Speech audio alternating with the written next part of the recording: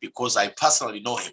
That's the background, and I've been a pastor to him and the wife, Honorable Robert Monda is also an elder whom I know. I've been my church member at some point. And Momoima, of course, I know him from the meetings we had before, but he's not my church member. I know he belongs to the church. But I want to appreciate these three gentlemen who are committed into transforming our Kisii County. And when God is given that priority, things go well. Just one text to put it in perspective. The book of Proverbs chapter 14 verse 34 says something like this: righteousness exalts a nation, but sin is a reproach to any people. In the context of politics, I will say this, that righteousness, doing the right thing, will exalt our county. But when we engage in vices or things that destroy the integrity of leadership, it completely destroys our people. So our intention as diasporans, and I know the Gusii people, is that we may have a leadership of integrity, a leadership that can be counted on in transformation of lives of people in Gusii. And that's why we have committed ourselves as diasporans. And, coming in here should not be a disappointment, but something that will exalt the Gusii nation, and also be confident that we have a leadership that respects people and cares about people. And that's why we are here on that respect. And that should be taken seriously, because one thing about diaspora people, they are very serious people in terms of what they say and what they want to see. So that is my prayer and my text to this meeting, to the honorable members, that we are looking forward for a leadership of integrity, a leadership of transformation of lives, and a leadership that exalts righteousness. That's what God will bless. So with those remarks, allow me to have a word of prayer. Wherever you are, let's bow and pray. Heavenly Father, we are grateful this morning to be in this meeting where our brothers and sisters from especially Gusii land have come together from the ends of the world to be able to look into how we can be able to support and make sure that the leadership and transformation of people of Gusii is real and possible. With all the challenges that are ahead of this team, we want to invoke your presence, because wherever you are invoked in the righteousness of your word, things work in a direction that will honor you, God. We pray that the choices of people may be in harmony with your will.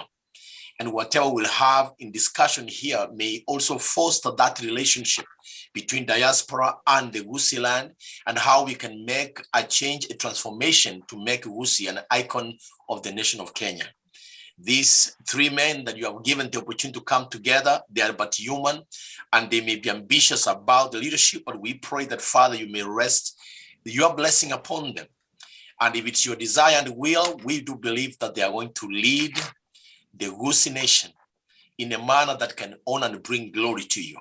Now lead us in this meeting today, and let you be given a glory at the end of it, that this may be one of those evidences of your presence and evidences of success. Let your will be done. For these things we pray in Jesus' name. Amen. Thank you. Thank you so very much, Pastor Ezra. I'm not sure whether you mentioned where you minister now. We may have some of our members wanting to I can quickly interject. I am working in the Kansas, Nebraska conference in a city called Wichita City. I'm pastoring 3 churches. It's multicultural, so I'm having people from all over ends. But we have a few Kenyans there and others. I also minister in Kansas City. We have a huge number over there that I go, the Africans in Kansas City. So I have the connection, Wichita and Kansas City. So minister in Kansas City. Those who are in those areas, please make sure next Sabbath you attend. You shall be taking roll call. Thank you very much. Very well indeed. All right. Now next, please allow me to welcome. This setup we have here is a result of work of a group of volunteers who have volunteered themselves and their time and resources to support the Honorable Simba Arati's campaign. And that team is led by Brother Richard Mokua. So if you allow me, please to welcome Richard. I'm not sure whether he has the ability to come on screen, and then he can welcome our guests. Like I said, we shall have them. There you go, Richard. Present. We shall have a real, true town hall setup session, and then we shall have a Q&A. So if you have any questions, please, just hold on to them. You get a chance to ask later. For the guests at home, people are complaining that they can't see. They are seeing more of the ceiling than yourselves.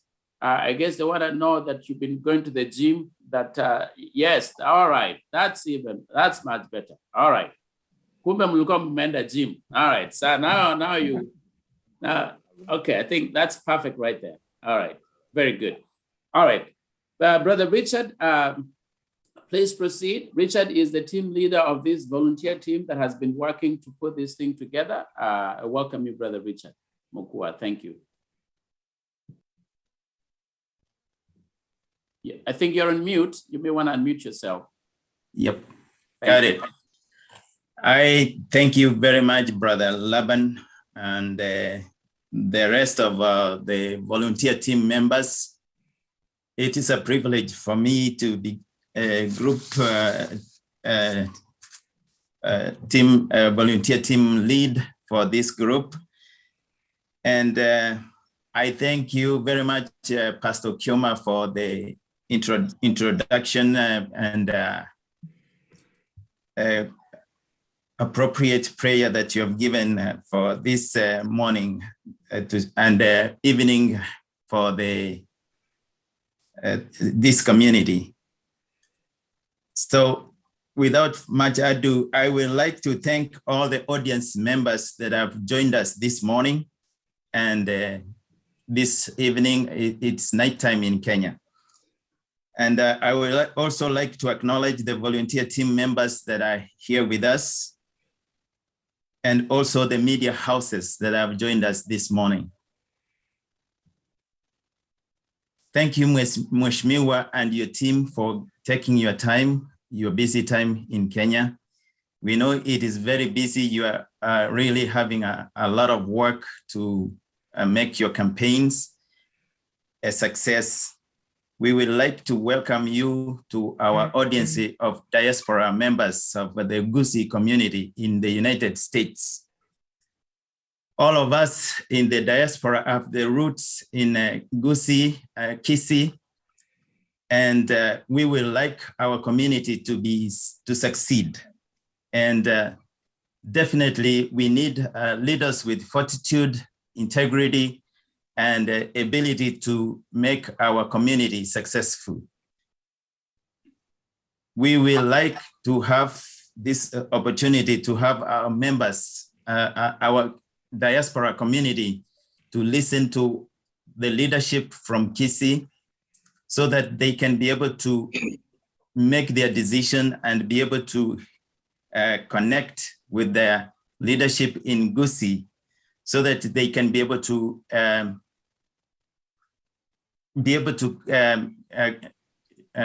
let's see.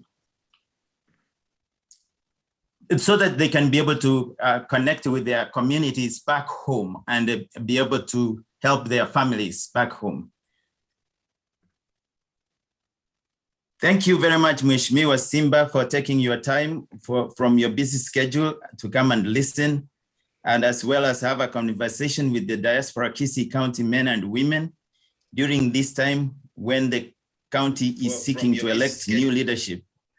We are privileged to have you in our team with us. Without much further ado, I now take this opportunity to welcome you to the Kisii community in the United States so that you can be able to address them and introduce your team members that have joined you to address this ambitious community in the United States that are seeking to support you and in your endeavor to lead our community to prosperity. Thank you. Thank you. Thank you, Richard, and the whole panel for this important occasion that I'm joining with you this evening. I wanted just to point out that with me here, I'm joined with my brother, Senator Onyonka, who is running for the seat of senator, my brother Monda, Dr. Unsare, Robert, and there is a team. My brother, there is another brother of mine here, brother Captain Bati, is with me here. Isaboke, Steve, you know him. Kingi, there is another gentleman called Kingi Maros as well, and Cyprian Nyamwam. So we've been having a tight day. We were meeting with 120 aspirants, ODM aspirants, who have filled their papers for purpose of nomination. Therefore, we have a whole day with them. It's now that we have released them and traveling back to Kisii. They were in Nairobi this morning. Allow me to thank you and state that I'm delighted to be with you at this important meeting of Diaspora, friends, family of Kisii County. On behalf of my family, my campaign team, I would like to sincerely thank the organizers of this meeting.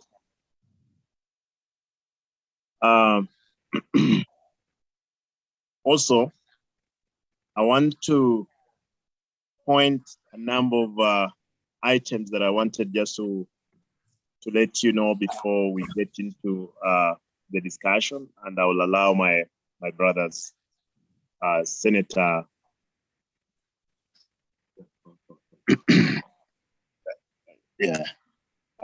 Senator Onyonka and my deputy to talk after I've done my bit. Allow me to go ahead and say, I would like to sincerely thank the organizers of this meeting. Also, join us today in this function. I know your time is very important, and therefore your presence here makes me imagine that you have the love of our county as well of our country.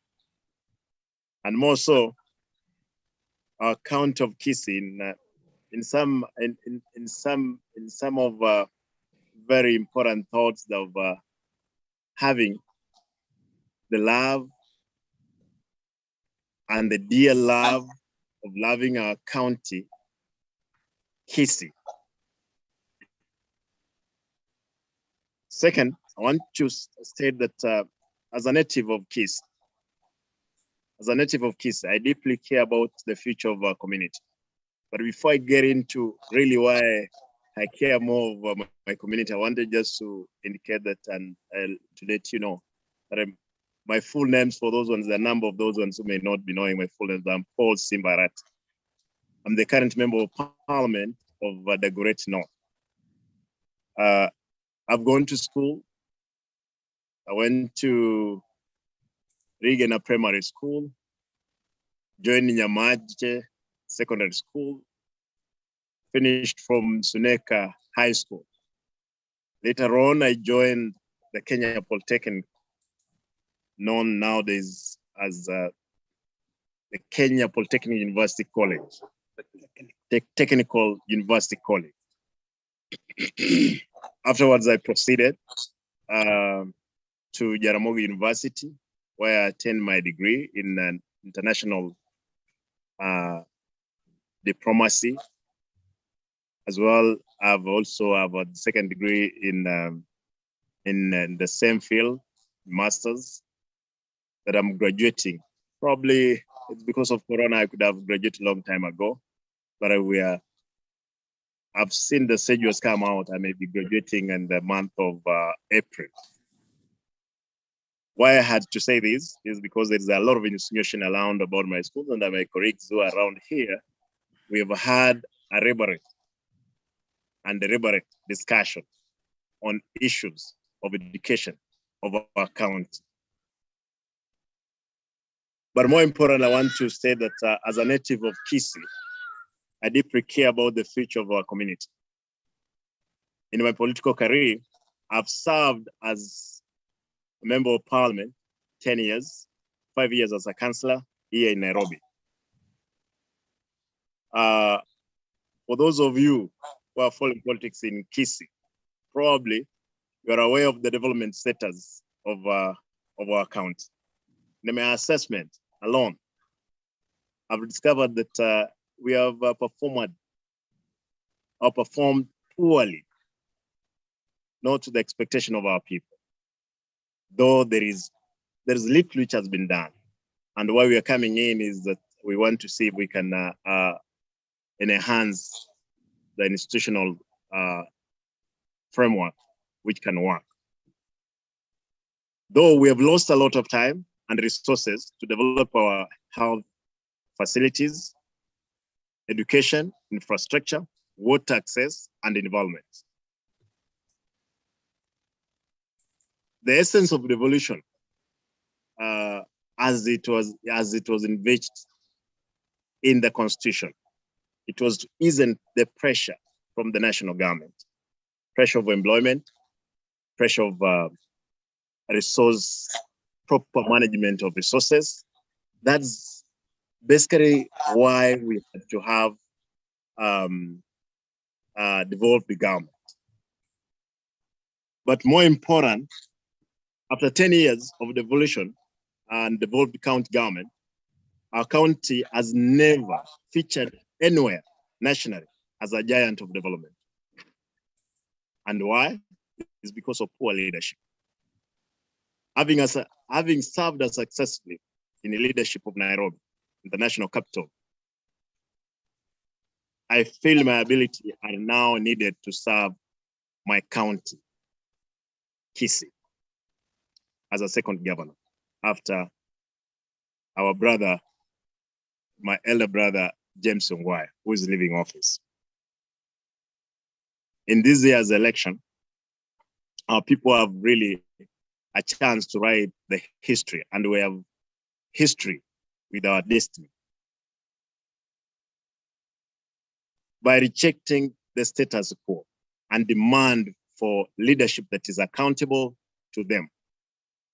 A leadership that will systematically reform our healthcare system, create job opportunities for youth and residents of Kisii, make better plans for our environment, build more roads, and improve the performance of our county.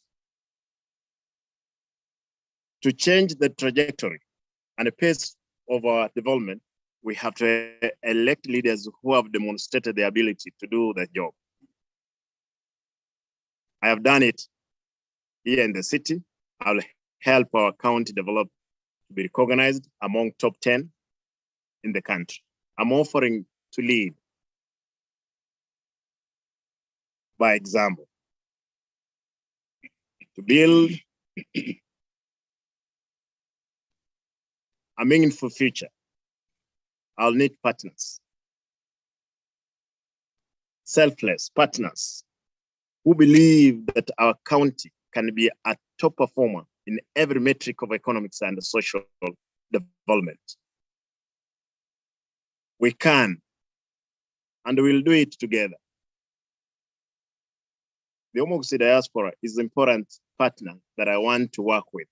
And I'll stress on this because if you've checked on the disbursement, our brothers from the US and other places in the world, money that you guys you remit into the country is significant. That contribute to development of our society. We can, and I want to say we can make it as a team. All of you, most of you, those ones who come from Kisii, you know, most of you must have the likes of my brother Richard Mokua. The other day when you were in the country, you realized that how time has elapsed. And indeed, there is no much to show after the 25 years that you have been in the US. More important, I want to say my campaign has identified some of the areas that we think are necessary to highlight during this meeting, as we ask for partnership and your support. Basically, what we are looking for is partnership and support in the three spheres. This morning, in our discussion, which I had with my brothers, there was one of my brothers, Cyprian, was telling the candidates that there is no loser in the winning team, and there is no winner in the losing team. And I believe in this, that there is no loser completely in this winning team.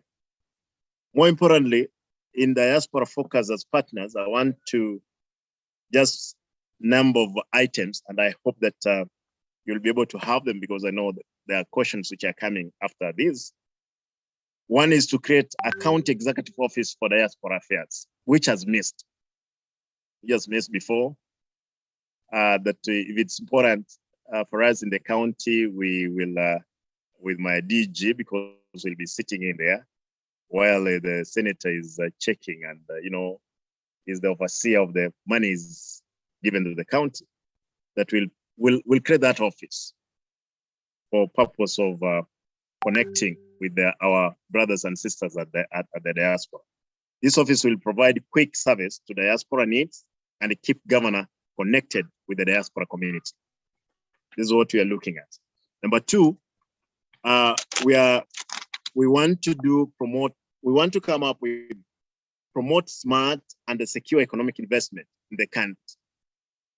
We should create a way of enhancing diaspora financial remittance to make a long-lasting impact for our community. Some immediate thought I have the immediate ones which I have is to establish a GUSI Diaspora Bank microfinance, which some of our brothers who are in the US, they had started something small. It's called, with our brother Oenga, they had started a microfinance, but it was, it's the one which was started in the US, but we want to see if we can have one. You can imagine in Kisii, we have all the national banks, the 26 of them, plus Central Bank of Kenya. We opened an office in Kisii. Therefore, is a center of business. What if we had our own microfinance or our financial institution that take care of our points within the county? Number two is to collaborate with the National Treasury to create Kisii County Infrastructure Development Bond. The only county and the municipal county which had a bond is Nairobi, but it died some time back. It's an important thing that if we have a bond, the county bond, which we can channel our resources and we can develop through it in loaning many institutions. Partnership in key sectors like education, health, art, and sports, water access involvement. Though education is a national government responsibility, we have ECD, earlier learning, earlier education, child development education, which is query under the county government. But nothing completely has happened. And if you check, even those teachers in issues of motivation, they earn hardly $100 per month for them to take our children through. My administration will do everything possible to encourage education excellency of schools and promote quality performance teaching. We'll introduce the Government Hall of Fame to recognize best performing teachers. It's also a responsibility of the governor out of his restriction to make sure that from standard 1 or grade 1 all the way to the university, there is a hand, the hand that will make sure we have a generation we can depend on in the future, rather than what we are seeing at the moment. And even those ECD and all of you are learned individuals. If you Google, if you do research, only young babies start development of child brain starts from their mother's womb. A quick joke that I normally make is a joke of parents playing music, soft music, to the pregnant mothers. They help in the child development, in brain development and opening. Therefore, that earlier age of 0 to 9, that's not the only time you are sure of the society being secure. But that's also the time now we can check the society completely is done, because there is no infrastructure in making it happen. Investment in information and communication technology, the ICT infrastructure utilization. My administration will promote the establishment of a strong ICT infrastructure to support efficient delivery of services like telemedicine, create IT jobs, providing technical and customer service support for international business. This one, on this point, I remember some time back, my brother was looking for some people here in the country. Now that you guys, you're getting this morning, we were to get some people. When you guys were asleep, we can literally watch over some farms. As long as we have Wi-Fi here and internet, we could also create opportunities for young people to work in Kenya, but paid by employers who are in the US. This through the infrastructure of ICT. Promote manufacturing industry. My administration will promote and establish of functioning factories, industries that will offer jobs for youth and residents. Our county must identify at least one product industry that will give us a competitive and advantage in the country and the international market. There are many factories which were anticipated by Governor Y to have been started. The factory of avocado, banana, coffee factories. We have 28 coffee factories. All of them, they are there. But it was a responsibility of county government to revive those coffee factories. I'm in the Agriculture Committee in Parliament. Every year, I get to Nebraska where Pastor Ezra is to sell coffee from Kiambu. When I get to Nebraska, just tears flows out of my eyes, simply because seeing the 28 factories, nothing completely has happened. It could also be an avenue of job opportunities for our young people. We're going to realize that dream. Next time, God willing, in another 3 years, when I'm coming to Nebraska, I'll be selling coffee from Kiss. That's my dream. As it were, in all aspects of other products, because like China has opened the importation of avocado from the country. Surprisingly, is that we produced seeds from Kisi. They were germinated in Muranga. Grafting was done in Muranga. Now Muranga is the leading producer of hash avocado, whereas the seedlings or the seeds, they were gotten from Kisi. Avocados were gotten from Kisi. Avocados were gotten from Kisi. Then they were fermented. The seeds were moved from inside. Germination were done. Grafting done in Muranga, and now they are leading in the production. People they are selling, they are making good money. Indeed, in the country, Muranga is leading, even in terms of income generating. And our brothers from Central, they are working very hard in terms of those products. My dream is that one day I've started this program through the Ministry of National Irrigation Board. They gave me around 20,000 seedlings of avocado, which I've distributed across the county, and a few farmers from Nyamira too. Sugar factory in South Mugango, which was a dream, which has not been realized. There are investors who have promised that they are going to invest in that factory. We help our people. As we are talking right now, there was chaos at the boundary of Transmara and the Kisii of unharvested sugar cane, which are mature. Therefore, guys went around and banned the whole plantation of sugar cane because there is no enough machinery to crush those sugar cane in the factory in Transmara. Promote international social partnership through sister cities. My administration will encourage and promote the sister city philosophy for capacity building in city town, planning, emergency response, environment management, etc. We can do better by partnering and learning from the best that are there in the world.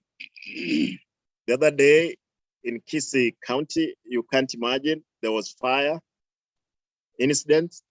We had to get a firefighting machine or an engine from Nyamira for it to come and put off the fire. Whereas our fire engine was down, it didn't have, I don't know, it didn't have fuel. When fuel was gotten, the driver was not there. The driver was found, the keys were not there. When the keys were found, water was not in the engine. Therefore, it's a sorry state.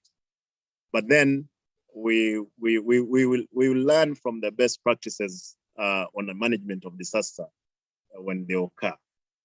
With your partnership and the support in this campaign for the gubernatorial race, we want to promise that once our administration is elected, we shall immediately start working for our people to transform the development projects that will positively impact lives.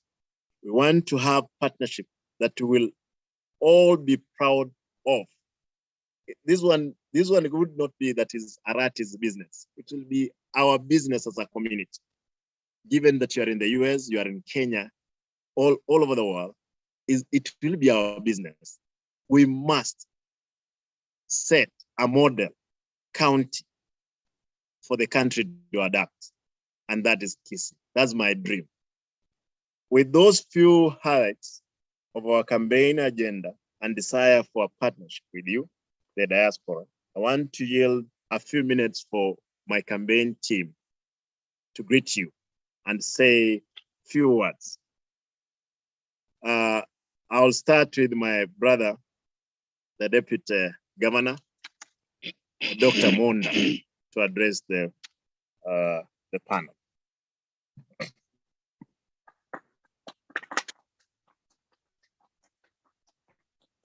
Thank you, Your Excellency, Governor Simba Arati. My brothers and sisters in the diaspora, good morning. My name's Dr. Robert Onsare Monda, born in Nyaribari Chache, and I have been a member of parliament for that constituency in the 10th parliament. And after that, being a chair of parastatus in the government of Kenya, with the Kenya Accreditation Service being the year 2015 to 2017. And the latest was the Kenya Sese and Trypanosomosis Eradication Council, that is to eradicate disease affecting animals and human. And that's where I have resigned from to join His Excellency Simba Arati as his running mate for the coming elections. I want to indicate that I'm a veterinarian by training, having gone through Nyankororo Primary School in Keumbu Division and Nduru Secondary School for my O level, Muranga High School for my advanced level, and then University of Nairobi for my undergraduate, and currently completing my master's in veterinary public health. Only delayed a little by these campaigns. I was headed to complete this training before mid-year, but this will be delayed because I have to concentrate on the campaigns. We are in partnership, and as you know, this is myself, the principal assistant of the governor. And what he has told you in the diaspora is what we envisage. We look forward to deliver to our people, so that I don't over-engage on what the governor has talked about. We are putting our heads together and addressing the concerns of our community. And as a devolved government, we are looking forward to addressing the concerns that affect our people in the Kisii County, and partner up with our neighbors, our neighboring counties, for what is common amongst the counties that surround us. We shall share. And I want to give an example here that we have health services that are involved, but to address concerns like the orthopedic services that are offered in hospitals away from our county, we look forward to partnering up, like Nyamira County together with Kisii. We do a hospital for our two counties, and we shall have addressed issues of pushing our patients out of Kisii to Tenwek, to Eldoret, to Nairobi, and a similar scenario for or situation for other conditions, be it diabetes, be it hypertension, be it cancer. We look forward to addressing this in the health sector. The same will apply in our economic activities in agriculture. Nyamira and Kisii have common agricultural activities, and we look forward to doing these activities together when we discuss with that county. We are looking forward to doing infrastructure, and we want to improve our road network, our lighting systems in our urban areas, and where possible, the residential areas in our county. We look forward to address, as governor has already talked in his address, that we shall do more of industrializing the county, so that we address the badly biting unemployment in our region. It is a problem of the entire country, and it affects many more countries, but we are looking forward to ways we can address the unemployment that we have in our region. And that's why we have this opportunity. We are going for this opportunity to address the concerns that affect our people. Our economic activities will have to address bananas. Governor talked about industrialization, but we need to address the banana production in our region and look forward to turning the banana as a product into products that can last, that have longer shelf lives, and they can sell out there without having a lot of it going into waste. Look at the banana harvest that would last for a short while, and our farmers will produce those bananas and take them to the markets, and the total payment for a whole banana harvested is 200, 150 shillings. And look at that. How does that change our economic situation as a people? So we want your support as I conclude, that we address the many, many concerns of our people. We are going into these elections, we are going into this office having realized that our people are suffering, and we cannot wait for heavenly creatures to come down and change our situation. We must step in, take it upon ourselves, and we have to do it in our time. So please join us, support us, not only to win the elections, but we need your support even more after winning the elections, and we move together in developing, changing the lives of our people, so that when our time is over, people will point to our time. People will point to us that we lived, and indeed we changed the lives of our population to betterment. Thank you very much, and may God bless you.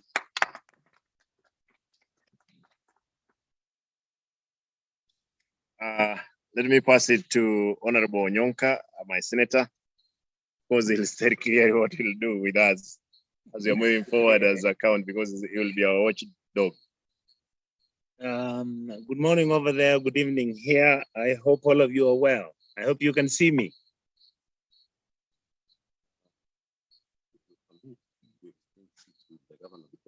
All right. Oh, okay. Turn this side. All right. No, it's all right. We were seeing you okay, but it's all right. You can proceed.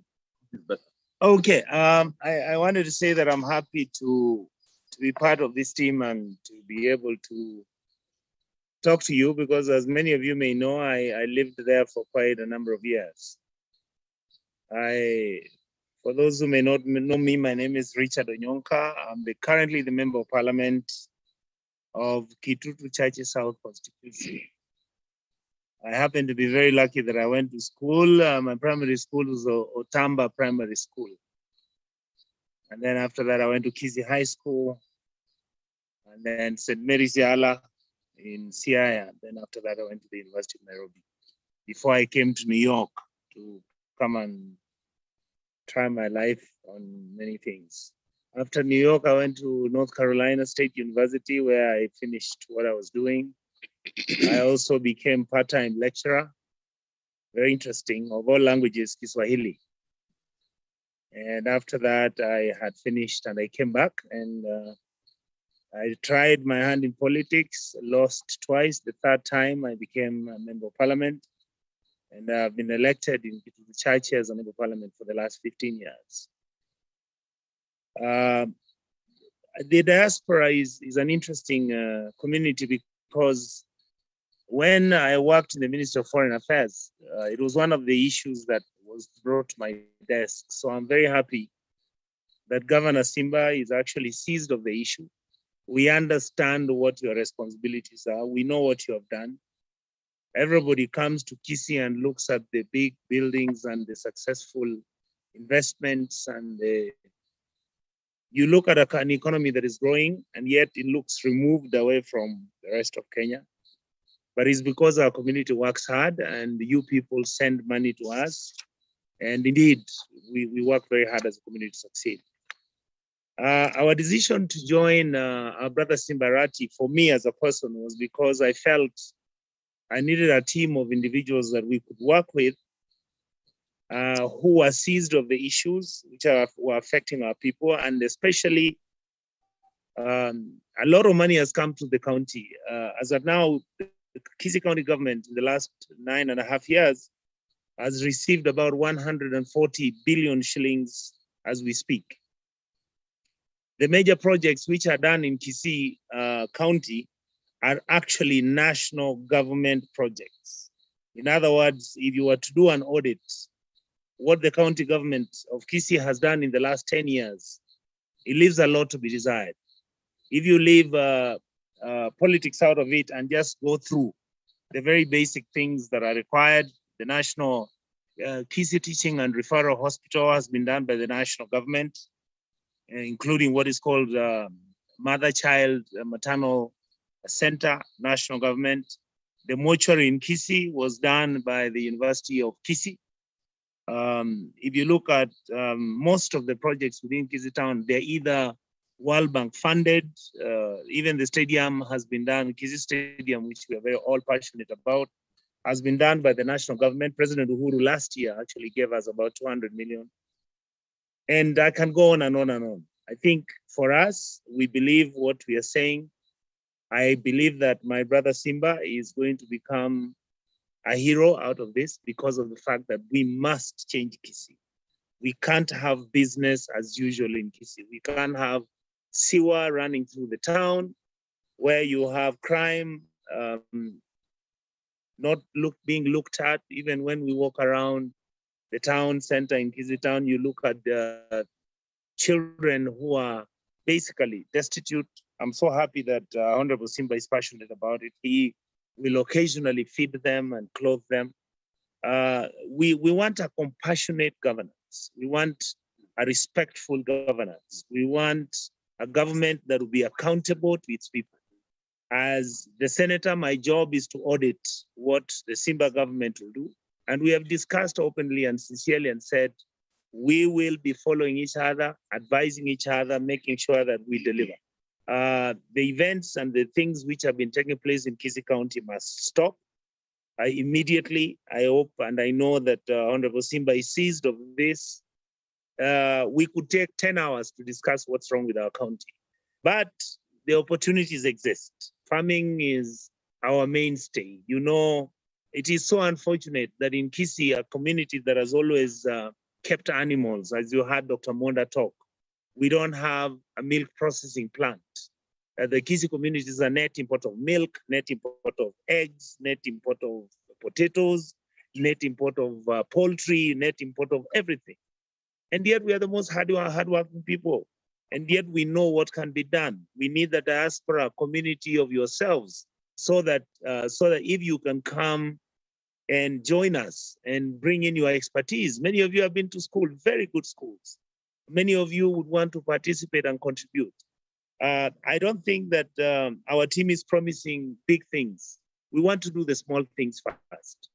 Make sure that Kisii town, which right now is water is passing through the town to the tune of 22 million liters a day. And yet, why do you see people carrying jerry cans in Kisii town selling water? Because money for pipes was stolen. When you look at our health facilities, all the health facilities are really beautiful buildings. And yet what do you find in there? There are no medicines, the doctors are not on time, the nurses' morale is low, workers are not treated well, allowances are not being paid, communal, clan arrangements are made on who is to manage money, who is not managing money, which doctor should be on duty or not. We want those things to stop.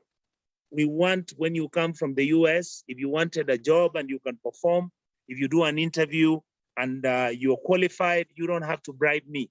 You don't have to bribe Governor Simba. You get hired on merit. We know there are cases where the governor will have to behave politically by helping either the marginalized or people who are not able. But the truth is, as a community, we can do it. As a people, we can manage our businesses. If you look at what you've done in America, go to Atlanta, go to Minnesota, go to North Carolina, go to New York, go to New Jersey. You are people who can do it. And yet, when you come to our home, everything is helter-skelter. So for me, I would like to say thank you so much for looking for us. We will engage you. If you ask us to come and see you in the US, we'll come. If many of you would like to come and visit us, please come. We ask for your support. You know, Honorable Simba is a young man. Please give us material support and any other support you can give us. Tell your people at home in Kisii, the diaspora in Trans Nzoia, the diaspora in Mombasa and everywhere. We want to change Kisii County. Honorable Simba Arati means well. Honorable Monda, a man we highly respect, will be a man who will carry this ship and make sure that it's steady. And we promise you that we're going to make sure we deliver for our community, if not for our generations to come. Thank you.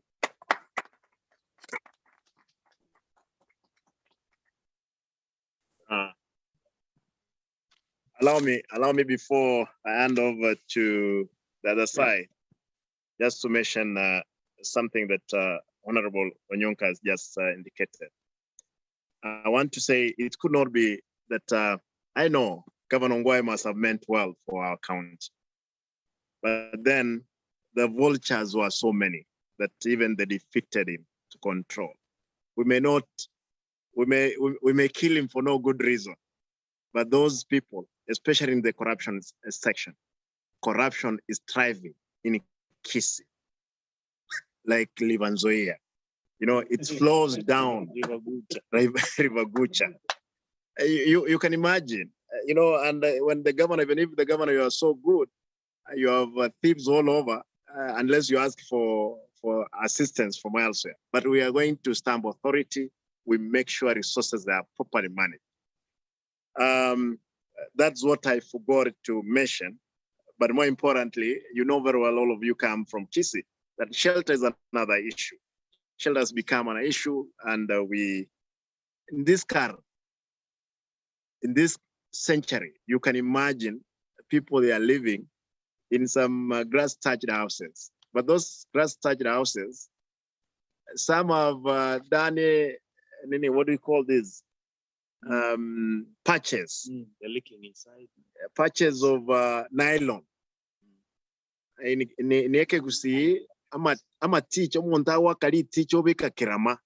can imagine that state of affairs in these times. Therefore, what we are saying is that we are going, my humble request that we are going to unite our people without discrimination, including even the governor who's outgoing. He is a good friend. The only thing we have been fighting in a house as an ODM affair, and it was a friendly fire, though it didn't kill anybody. What we're anticipating is that the governor will join with us. We make our party great. Mortality rate is an issue. I can assure you. I was getting information. People think that I have assumed office. I'm telling you, no, I've not assumed office. Governor Ngwai is still in charge. That oxygen plant can fail in 30 seconds. We lose 15 lives at a go. Is a terrible state of things. We want to assure our people that indeed we're going to make things happen. And that's my humble submission. Yeah. I'm told there are 3 questions on chat here. How will you handle the issue of nepotism that has plagued the county so far? It's an important. My brother Onyonka tried to address this item, and that's why we have made it possible. My deputy governor will be a functioning deputy governor, unlike the outgoing. I know also he was a problem to the governor himself. I hope, because of experience, age, will assist to balance every clan. Today, in out of 100 and I said earlier, 120 candidates of ODM, I did promise that Munyaribari already, we have, if there is an issue from Munyaribari, it will be taken care of by Mheshimiwa Monda. If there is anything from Bugetutu, there is Mheshimiwa Onyonka. Bomachoge, they'll get their share. Bogirango, the same thing, as well with Bonchari. The other question, how will you engage diaspora? Will there be an office for diaspora affairs? Yes, I've already said it. That we'll accept our desk, handling. Even your own monies. I know most of you send monies to relatives, some friends. Then when you come around, you find that the money you send, there is no even land. The house you have been sent is a neighbor's house that has been built. Therefore, you come around, you get a heart attack. But those things, they're things that we need to manage. Yeah, and we be accountable.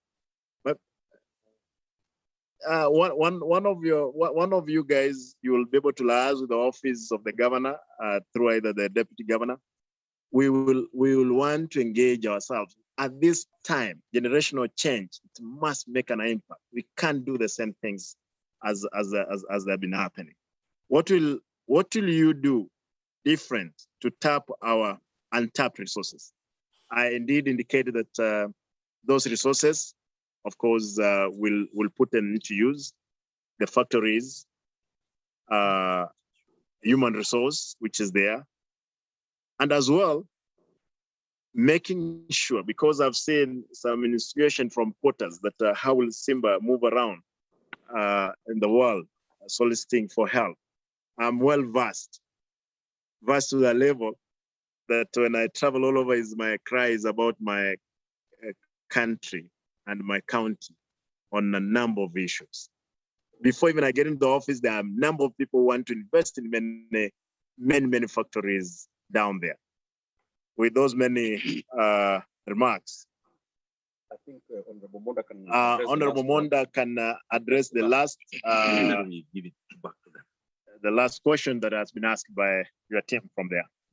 Yeah, the next question here on chat is how can you change policies? Not that one. How do you deal with the congestion in Kisii town? Of course, before there has been an attempt to address congestion with some bypasses, those who know Kisii town coming out of Obaracho, going to Nyataro, that is the Wucha, the Keroka Kisii road. You connect it to the Kisii town Transmara road, and another one that comes out of Menyingwa headed to Suneka. These ones, you know. We have this other one connecting Nyanchwa to Suneka as well. And so we shall enhance the bypass principle so that we have those who are driving through Kisii town heading elsewhere, and they have no business at all that they want to engage themselves in to go without necessarily going through the town, and they cause the challenge of traffic snarl up, which is a big problem. All the evenings, every evening, you are stuck in the town. Two, the markets are quite squeezed, and we look forward to where we shall move out some of the government officers, like the police from the middle of the city, have them relocated so that we can use that space for parking. We use that space for some gardens for those who want to be in the city and want to have some trees and open space where they relax, because Kisii as a town is lacking in this particular area. We do not have any one space that is spared for public relaxing and where people go to relax in the open space. So we look forward to moving certain activities out of the city center or the town center. And I hope I've answered the question, and thank you very much. Very well. Thank you. Yes, thank you all of you. If you could hear the audience, just imagine the big thunderous applause that is coming your way for the wonderful presentations that you have all made. It's just that we are online, so you may not be able to hear the applause that the audience is giving. So thank you again, the Honorable Monda, the Honorable Onyonka, and you, Your Excellency Governor Arati, incoming governor. We really appreciate you sharing what you have for the people of Gusii, and particularly for the diaspora who are very interested in building partnerships with you and your government, your incoming government. Now, I know the focus was about you, Governor Arati, and I think you've kind of laid down a little bit about yourself, your background, and the like. But let me kind of back up a little bit. You didn't mention anything about your immediate family. I think the audience would want to know. You are stable. There's a great assumption that it starts from home. if you can just quickly respond to that, because we're part of being a leader is that you also be guiding families. Even in, I'm sure people will come with their marital issues to your desk, and you have to address those issues. Yes. Moderator, I want to thank you. I want to just point out that yes, I want to say that I have a family. I have one wife, 4 children. I thank God for the wife he gave me, and more important is that I cherish my family too.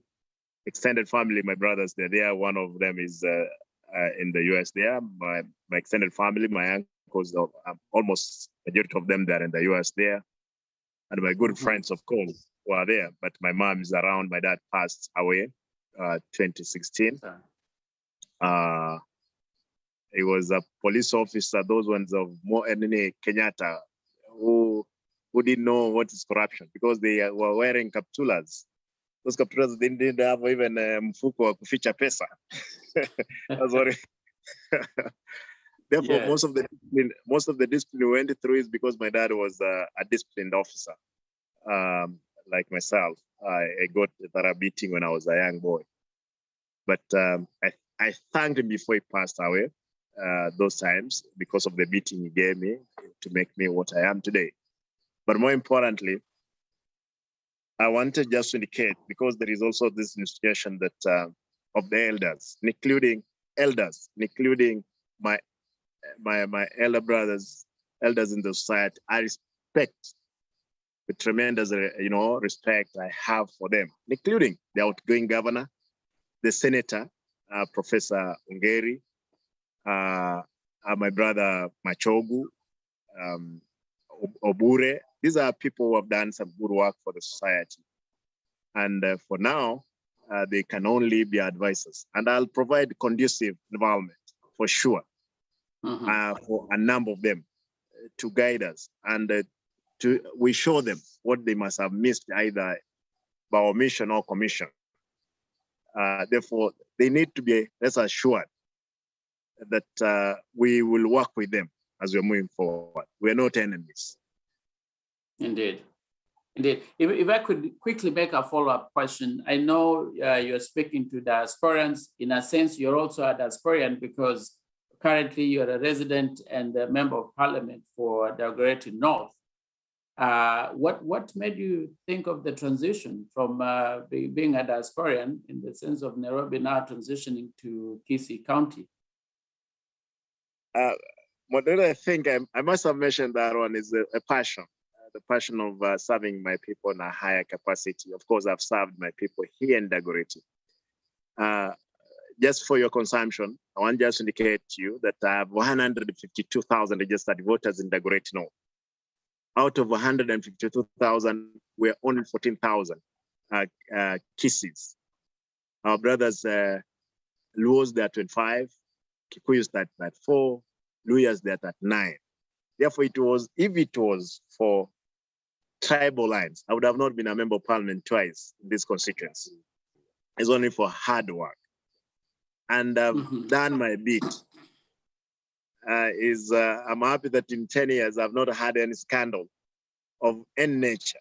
I've served my people here in the city without fear, without favor. And that's how I realized that, yes, now Governor Ongwae was leaving, I would also offer my best that I've given to the city. Otherwise, I would have run in Nairobi.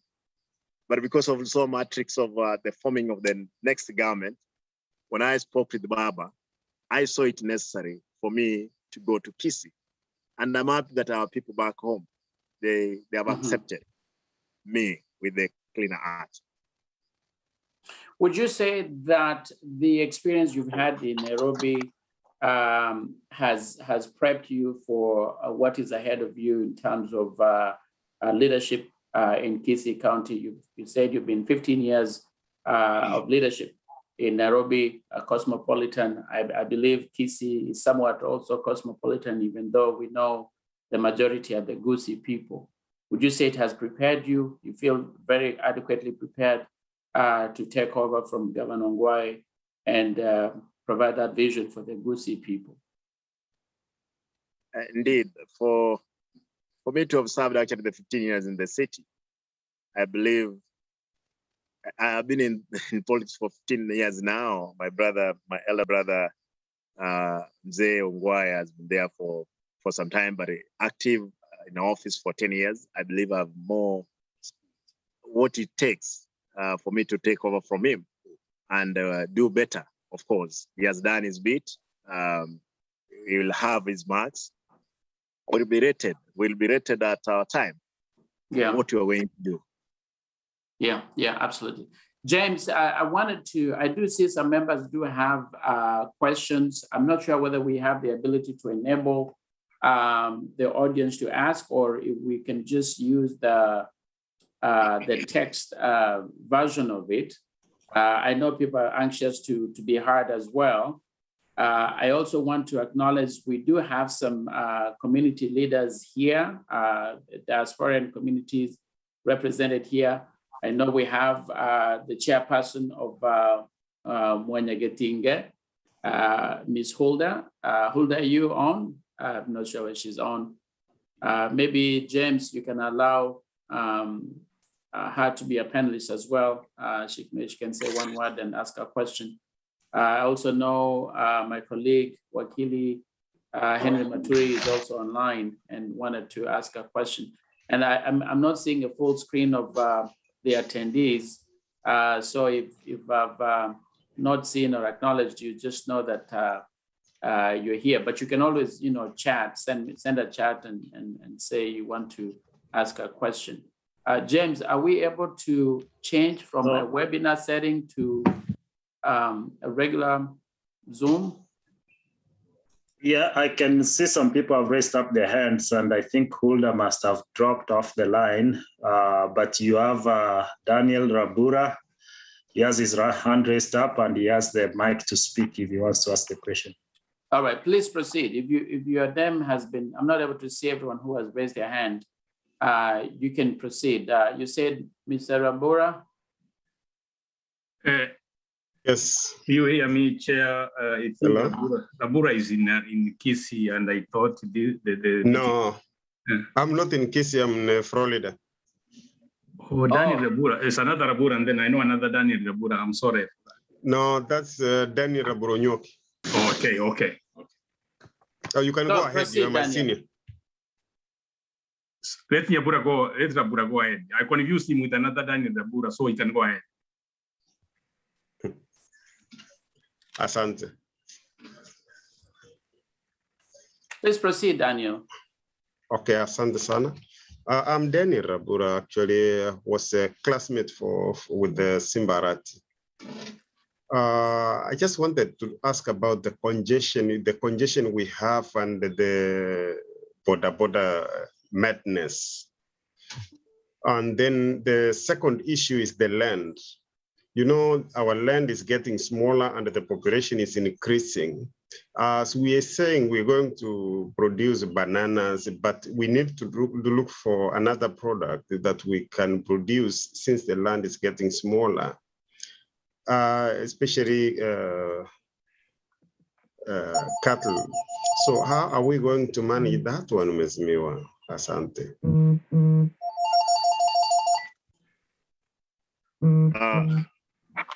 Do you want me to answer, or just so you go ahead and then answer? Yeah, please. All of them? Yeah, no, you can proceed while we wait for others to ask.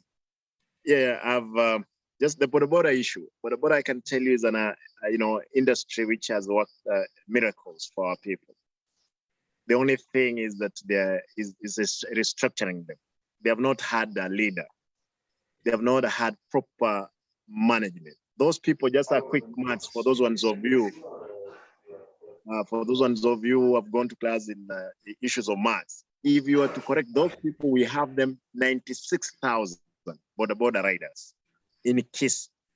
If you are to pick 50,000 of them, then force them into a circle. When you have agreed with them, they correct to 100 shillings a day. That's 5 million. Let them do it for 5 days a week, not 7.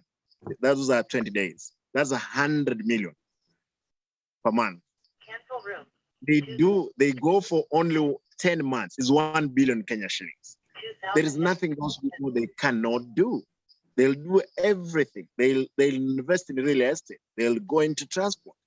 It's only managing that sector. It's a good sector. The only thing is that they must be managed properly. And we promise we are going to do it. And we're going to make sure they are properly coordinated for proper results. My brother Rabura, thank you. I know we were in class together, and I want just to answer the issue of land and the congestion on the issues of bananas. That's why we're talking about one product. Want to see how best, even those bananas, even the little that we have, we can get proper use of that small land. In the future, we may not be having land even for just even division. If you go around the kids, we're gonna make sure that we are going to utilize what we have for the best of our people. Thank you, Governor. At least there's one person who can testify, Mulienda Shule Pamoja. So it's always good to have people around who can actually say. Was my head boy. I was the head boy. Thank you. He actually says you were the head boy. So the leadership qualities indeed have been there since your childhood days. And we have people who are able to testify here. So thank you very much, Brother Daniel. I did see a hand raised by Mr. Kiage. What was the name? Thank you, William. William Kiage, yes. Please proceed with your question. Make it very short. Yeah, thank you so much, the coordinator, and thank you, Mheshimiwa, and the panel. Mheshimiwa Arati, I come from, currently I'm in Minnesota, but I come from Bonchari, Suneka. Honorable, for those accusations that have been made that he never went to school, we get out of school the same year, so we were. Yes, there's another. I can be able to say which grade he had, and he can say which grade I had, because we did the same year from high school, and we almost come from very close, Bonchari, and of us, we are very close. I know his home, and I've been knowing him for a while. So my question is that there is this is in our county, there is a I can say young girls and boys that they know, because of lack of employment, they're loitering in town all night and here because they lack what they're supposed to do. As the incoming governor, what are some of the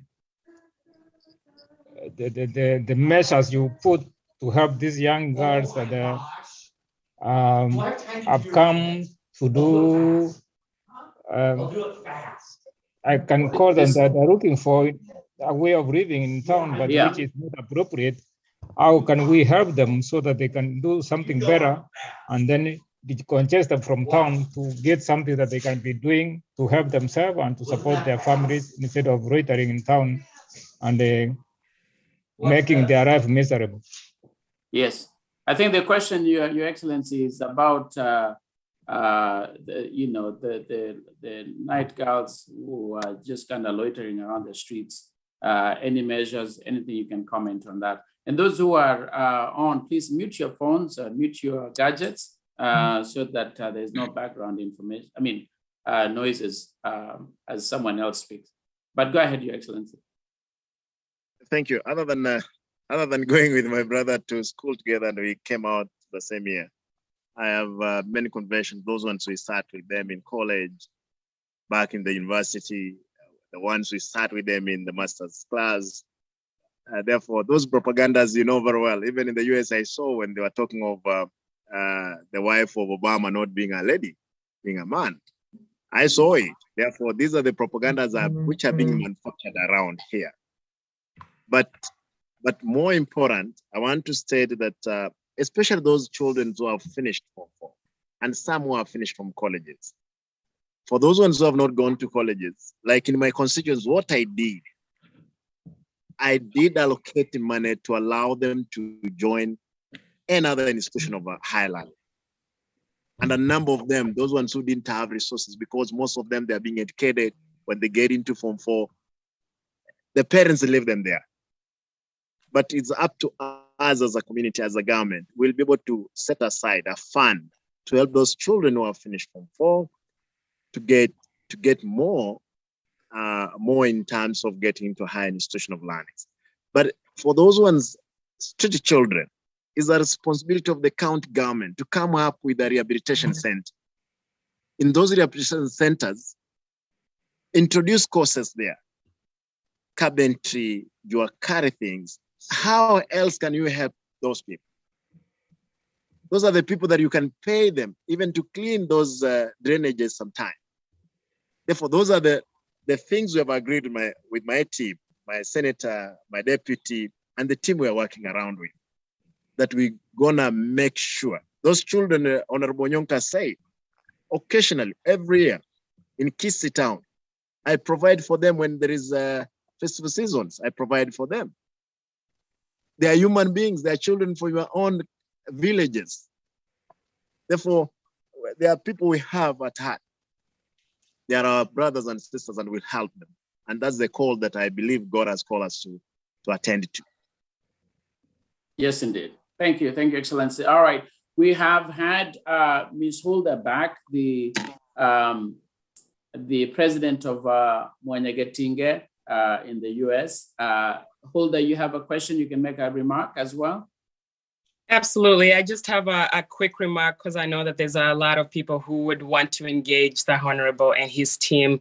And so on behalf of the diaspora people, and especially on behalf of the Gusii community here in Minnesota, we want to take this opportunity to thank the group who put this forum together, this opportunity for us to engage with the Honorable Arati and his team.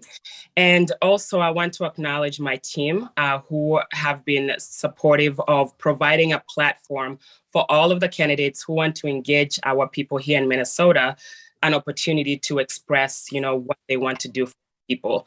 And so my Vice President, Mr. Amenya, my organizing secretary, Dr. Chris Omare, our treasurer, Madam Joyce, our secretary, Dr. Amin Isanya Kondo, who's a part of the Arati team, Honorable Arati's team, and then also all of the county representatives, including the Honorable Josephat Ogwanko. I think I saw him online.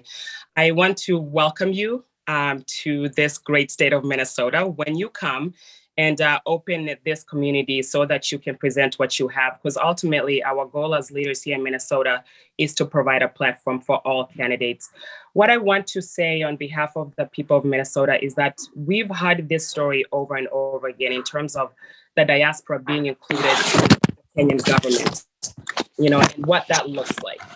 And unfortunately, that has not been the case for us for a very long time, because they come here and they paint this pretty picture about what they want to do for us, and then they go and that's the last thing. And so what I am putting on you and your team is that as you are working on your diaspora strategy, I know you talked about that office that you want to create. I know that you have other things that you want to engage the diaspora on. I want you to take that next step and actually appoint the diaspora team that will actually help support your candidacy. And on top of that, from that diaspora team, they can help you elect and really put that person in that office who will represent our interest. Most of the people here in Minnesota and probably in the US know that I'm running for Minnesota State Senate here in Minnesota. And the reason why I'm running is to create that partnership. And so that's why it's so important who gets into office in Kenya, because that means if we have good governance in Kenya, that means the people here in the US can partner and collaborate to create even a bigger impact together with the resources that are here in the US and your team on the ground, or the leadership team who is in politics. You've probably have heard so many stories about people wanting to do good in Gusii land. For example, I had a container that was stuck in the port of Mombasa for months, to the point where we had to let it go because our political system and our leaders did not have the tenacity and accountability, transparency, and trustworthy partnership that we could have engaged to help our people. So what I'm asking you is that don't just give us another speech. Put down strategies, action points that you can give us, that we can also be accountable to you and your team, so that when that time comes, that strategy is ready to go for the diaspora, and we can work together to build our community in a way that supports and uplifts the common Omogusi, not only here in the diaspora, but also in Gusii land. So let's not just be a cash cow for you and your team, for really any politician. Let us be a collaborative partner with you. And, you know, as a woman, I have to say that I was hoping that you would pick a deputy who is a woman so that we can energize that base from that end. But we do support your candidacy for the most part. And we hope that you do take us seriously and not just use our economic power and our influence to get to the top seat. Once you get there, then we don't hear from you, we don't see you. So I'm super excited about this. And for all the diaspora people, I ask that you do your part in researching and really looking at all of these candidates and putting people in power who are gonna support our people, provide healthcare, education, you name it, and then also do your part. If there's something that you can do, don't just sit here and depend on the government to do everything. We've seen that model has not worked for a long time, but we can have people who are willing and able to partner with a good government. We can see the tremendous things that we want to see in our people. So with that said, Honorable Arati team, thank you so much for your time, and it's been a pleasure being here. Thank you, Madam President. That's Ms. Huldah Hitsley, a very powerful lady from Minnesota and leading the Mwanyagetinge community.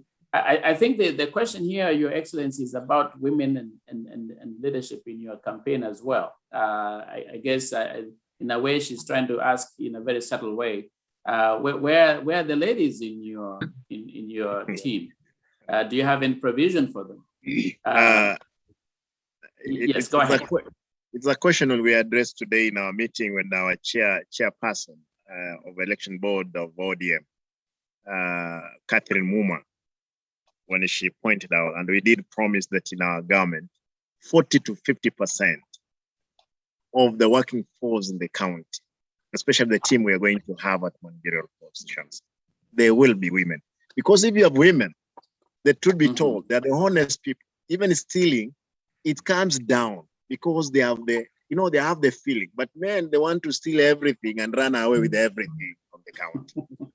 Therefore, I want to, Hilda, I want to promise, and you'll see it. I want to point out that it will not be an issue of another speech, another way of milking our people outside there. Hardly I will be 50 years after 10 years.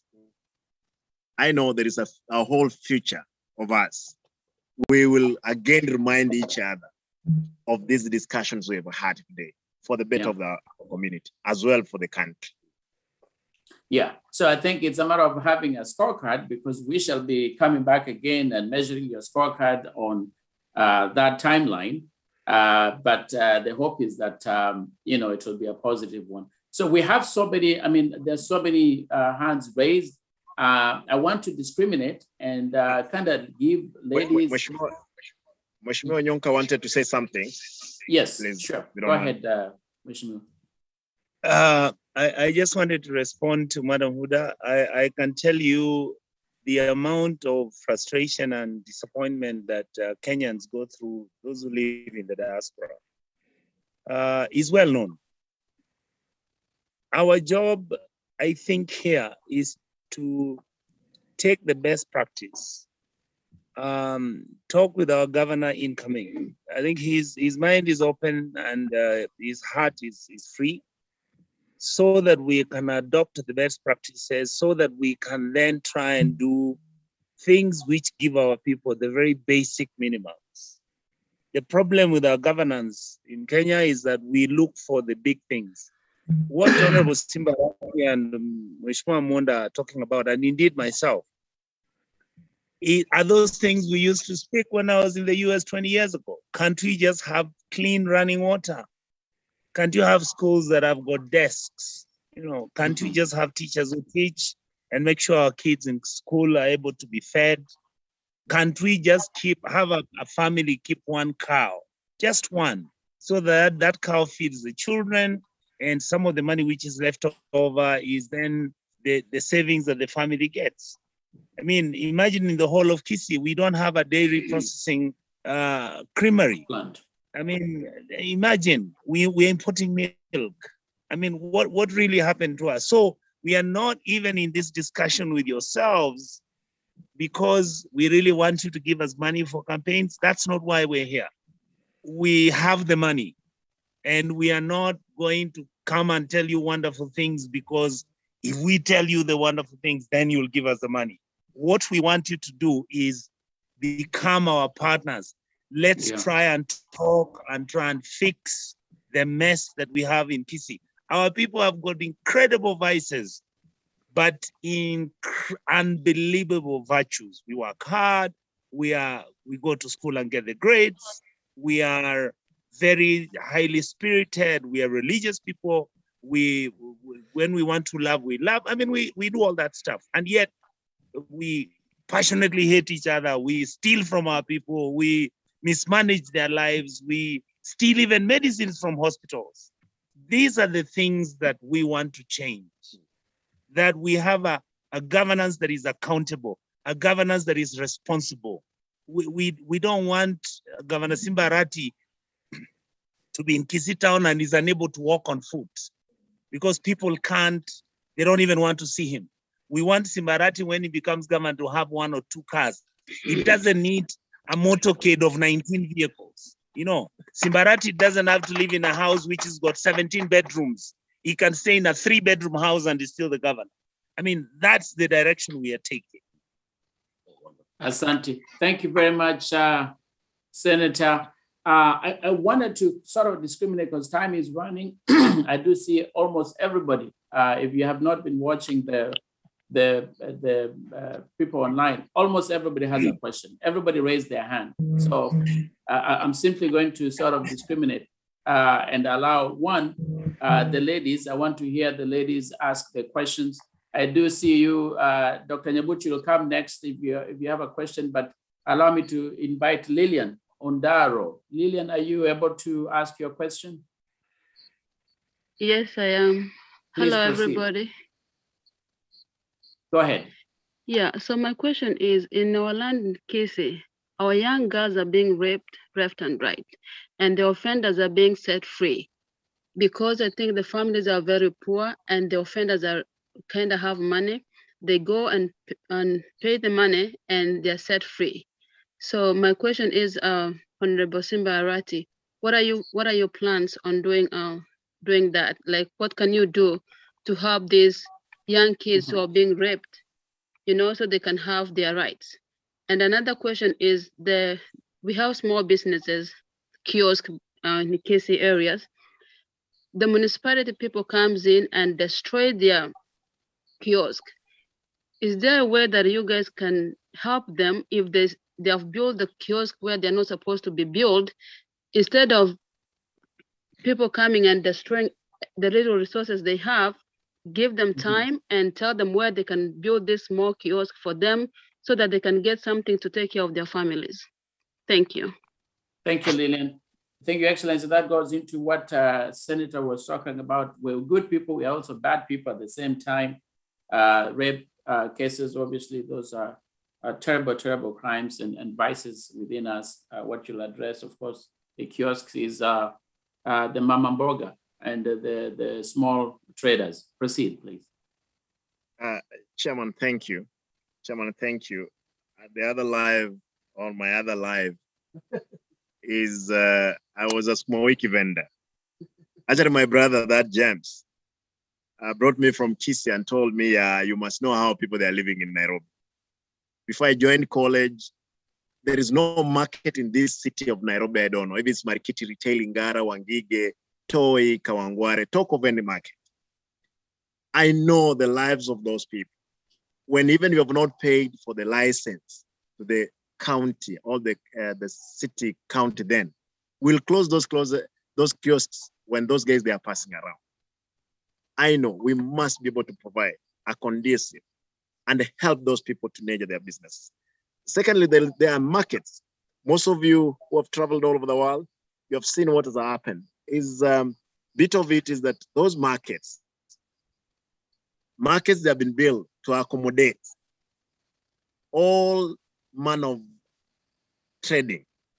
If you go to China, you go to South Korea, where I've been to Israel, all over, they have accommodated those people because they are there. Even there are streets which are closed for people to sell their wares.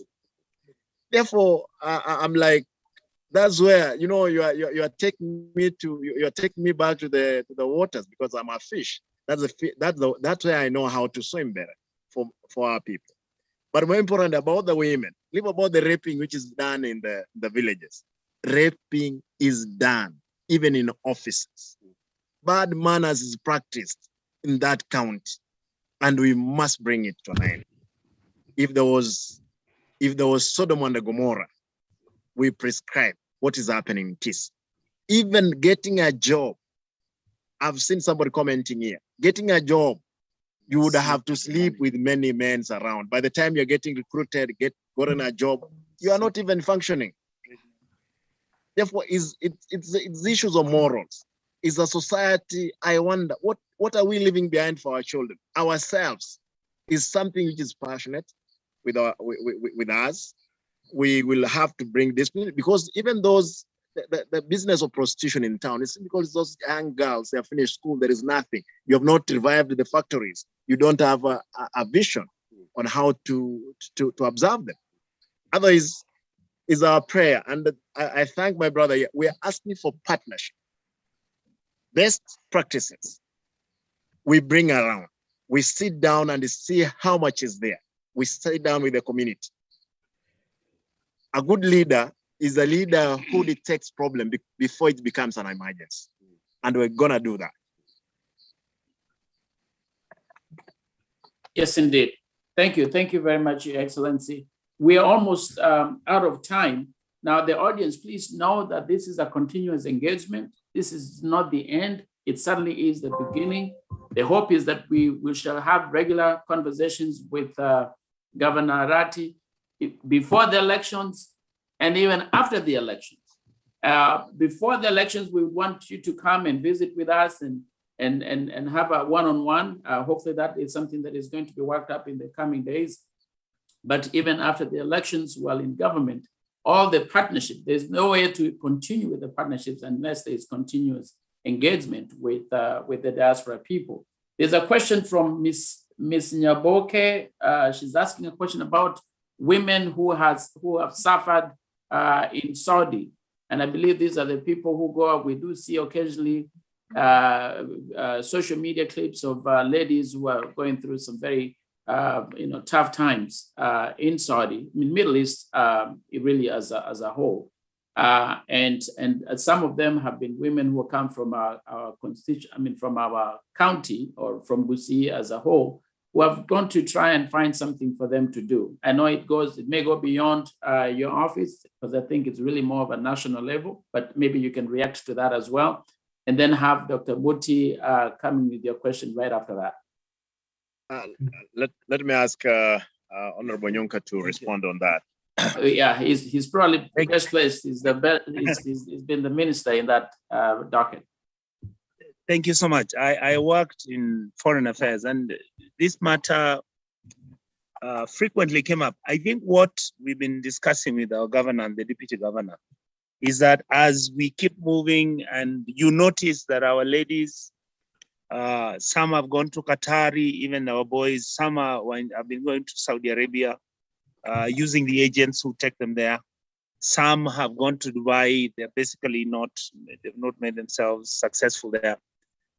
Our wish is that just the way we are going to have Governor Simba Arati's government set up a diaspora office in his office, which would have linkages with diaspora offices, maybe in Minnesota and maybe North Carolina, but you will have to look at what is on the ground, and you people are the ones to really advise him what to do.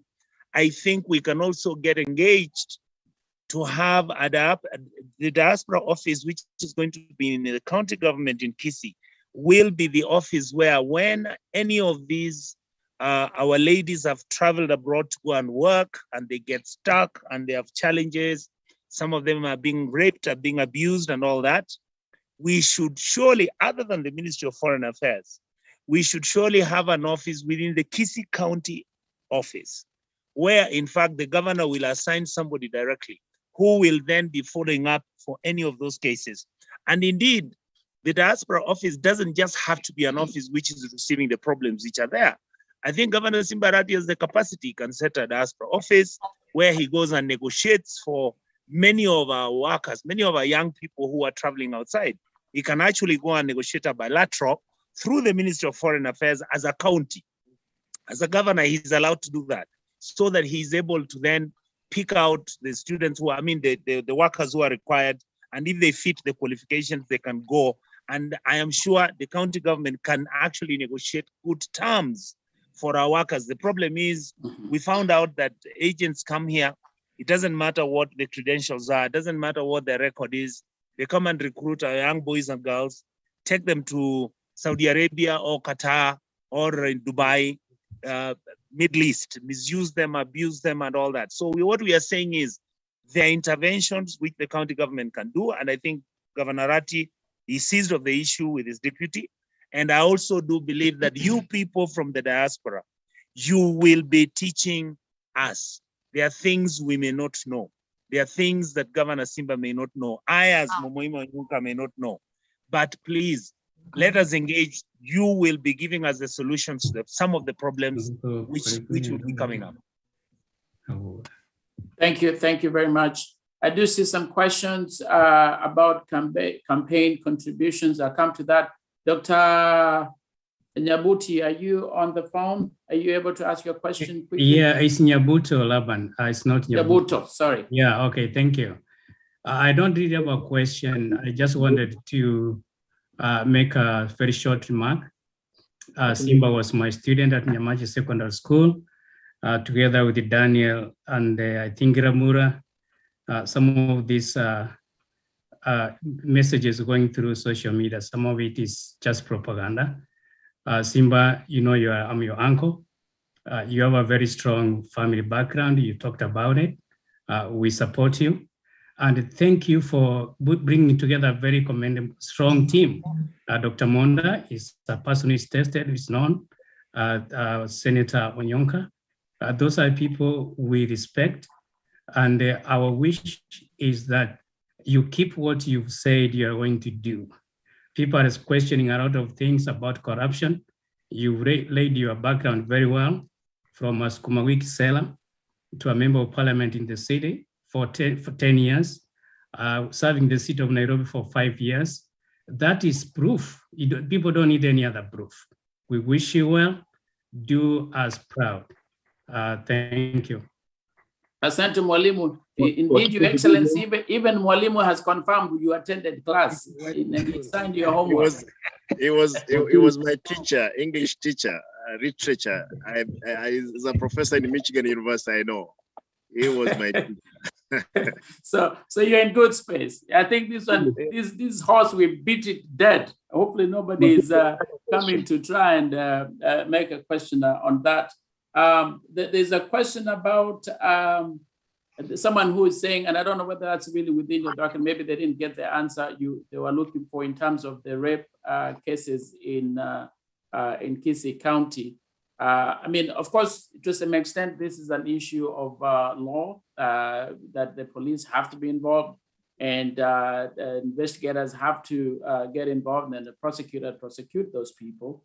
I think to a large extent, we collectively, it's something that we must condemn. But I think I'll leave it for you to make a quick remark on that, then we'll ask the next question. We are really running out of time. I'm not sure how much time you have, Your Excellency, to continue any further. I'm free, I'm flexible. We can run maybe another 10 minutes before we wind down, because it's a minute to the hour right now. But go ahead, Governor Arati. I missed that one, but what I'm saying is that we have all the time, apart from the issues of my academic, status. With me here today, my brother Captain Bati, whom you must be knowing him well. These are the people who have stood with me, who have been my guardians back in college. And I'm ready, next meeting, to introduce all my lecturers, both in Jaramogi University and any other institution that anybody has doubt. But it's free for those ones, and we know which characters who are peddling those lies there. These are people that either they must have used their own brothers' names to get employed. Now they think others we must have gone. These are names that I acquired. The only fear I know, and for sure, pray for us. The only fear we have is the threats. Leave about this one of going to school, because there is institutions, there is ESCC and other institutions to investigate any other documents which may be presumed to be false presented before them. But the only request we want to have before you is the prayers, your prayers, that we can be able to have this energy and transfer it when we're getting to power. But more importantly, I want to ask friends and those ones from diaspora to pass our word to your family members back home here, your friends, to find in their hearts and feel the pain our people they're going through, so that they can vote for us. They can give us our vote. If you're in the US, you are also have seen somebody from Dar es Salaam. Vote for us, we'll bring the change. We'll be accountable of anything at the count. That's what I want to pass to you members. Also the people from the church. We want to ask that through the church, because we know the church also had been used before. Talk to them. As I'm a son of a church elder. My dad was a church elder before he passed away. He taught me hard ways on how to climb this life today that I'm here. Actually, Pastor Ezra Okioma happened to be my pastor in the Central Church. I'm baptized there with my wife. Therefore, contrary to stories you could hear, oh, Simba is a thug, Agun. How can Agun be elected twice in this city? I'm the area member of parliament of the president. It's only circumstances when we were in opposition, every person perceived as that people were pushing for agenda, but the agenda we are pushing for is the agenda for equity, proper management of the resources of the country, I mean. Therefore, that's what other people, they believe politics it's not all about church. It's about facts, building strong pillars for our society. When we are questioning on number of hills happening in the society, that's now turns around to be maligned that we are taxed. They're not. I have had countwide 49 wards meeting not less than 3,000 people. Nothing, not even one incident of violence has happened.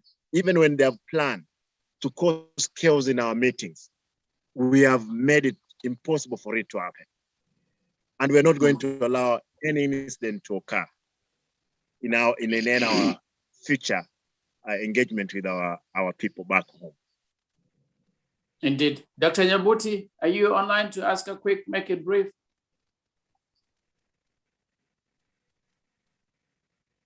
Thank you, Wakili. Thank you, Your Excellency, the Governor, and your team, Honorable Nyonka and Dr. Monda. My name is Dr. Nyabuti. I reside here in Iowa in the United States. I'm originally from Bogetu to Bochura, so I'm in your jurisdiction. Basically, I have a quick question. One is a personal question.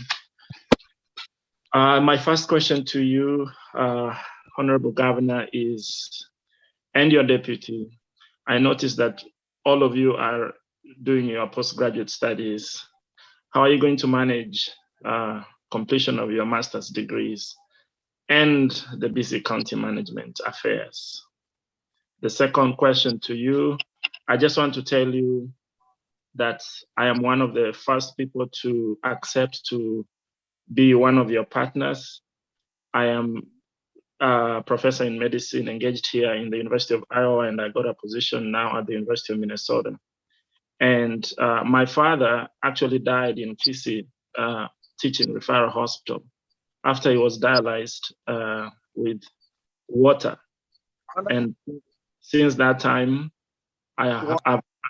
he was dialyzed with water. You know, they were using the diacylate, but the people were running water because of the ineptness, the lack of a nephrologist, the lack of quality care, just what the Senator Onyonka alluded to. And since 2017, I've been very passionate about the healthcare of our people. Indeed, I've had a chance to talk to Dr. Mogoa, who's the Dean of Medicine at Kisii University Hospital. Him and other doctors, we've been to improve quality of care at Kisii. So I'm really interested in knowing your vision. You may not have the entire vision. There are people who have not muted. Please, you can mute yourself if you're not speaking. Amos Otiambo, you're speaking, and if you could mute yourself. So James, can you mute everyone? The one who is talking, you unmute yourself. Yeah, I think you can hear me. So I was just finishing my comment on partnership with the incoming leadership. Because as I told you, for me, the healthcare is a personal question because my father died while being dialyzed with plain water in the county. And I can tell you there's a friend of mine whose mother died last year after they were put on a ventilator that was not working. If some of us who know critical care were not there, the ventilator was not turned on. These are things that are happening in Kisii Teaching and Referral Hospital. They're happening below the noses of our doctors in Kisii.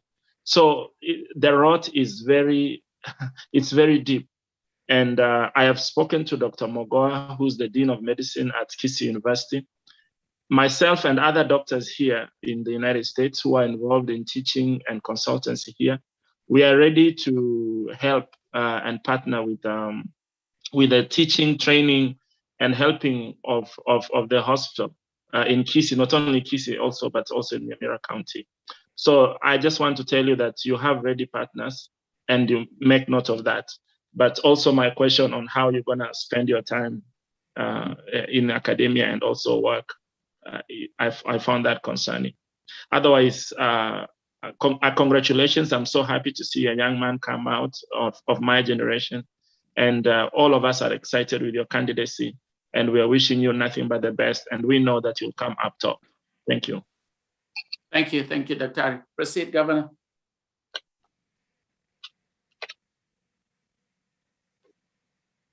Governor? Did we lose them? I think we've lost them. Okay. Yeah, let's give them a chance. They'll probably come in. Give them 1 second. Let's see if we can get them in. Thank you. James, admit Cleophas.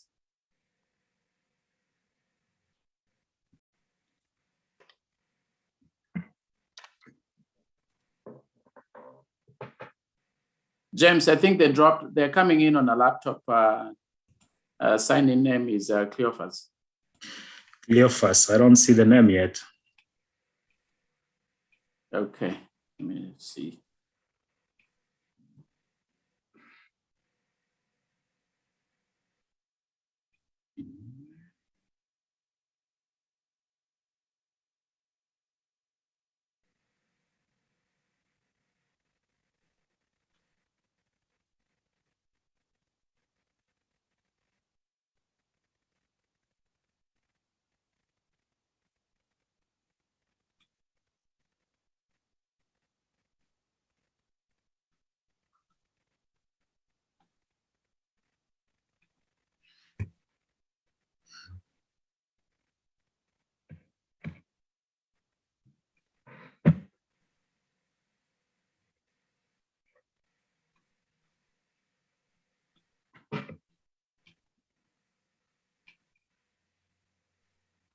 Hey, James, grant panelist rights to Cleophas.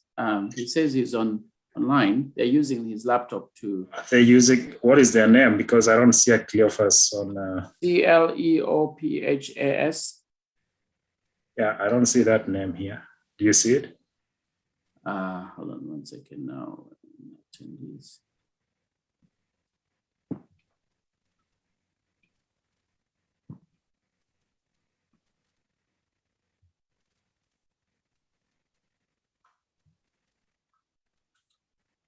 Okay, I see there's Cleophas Okioi. Is that the one? That's the one?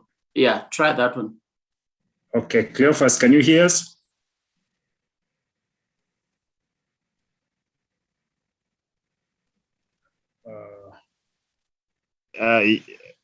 That's the one. Okay, let's see if we can get your picture on. Convener, you can hear us? Especially the video is on and the audio is also. Is it on? Because you know the icon. It's an item up. Here. Can hear you, but we can't hear. We can't see you. Okay, let's see if we can. Just activate the video. Send us that thing. Just enable him at work as a convener or whatever. Because then the thing will pop on the screen. This one, the camera, you just need to turn the camera on. Steve. Yeah. Are you able to turn the camera on this gadget you're coming in? Yeah, it's happening.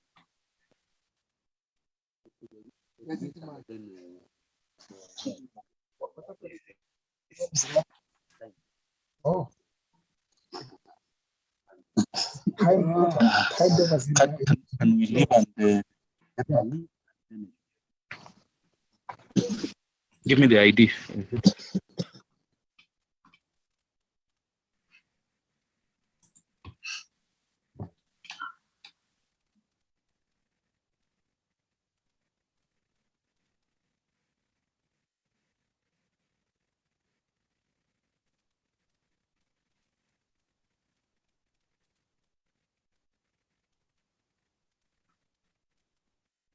Please bear with us. Perhaps it was just a small break for you to grab some water and then resume. So technology has this sometimes, but at least, at the very least, we're able to communicate with someone 10,000 miles away instantaneously. This is one of those underlying blessings of COVID, that we have normalized virtual meetings, and now we're able to reach people elsewhere across the world. Now, members, I see there's a lot, almost everyone has raised their hand, and obviously it's not going to be possible to get all the members to ask questions, but this is going, we see you now, Steve. Yeah. Okay. Okay. All right. Looks like. All right. You can hear us. Yes, we can. Did they drop They again? disappeared. Yeah, they dropped again. Yeah.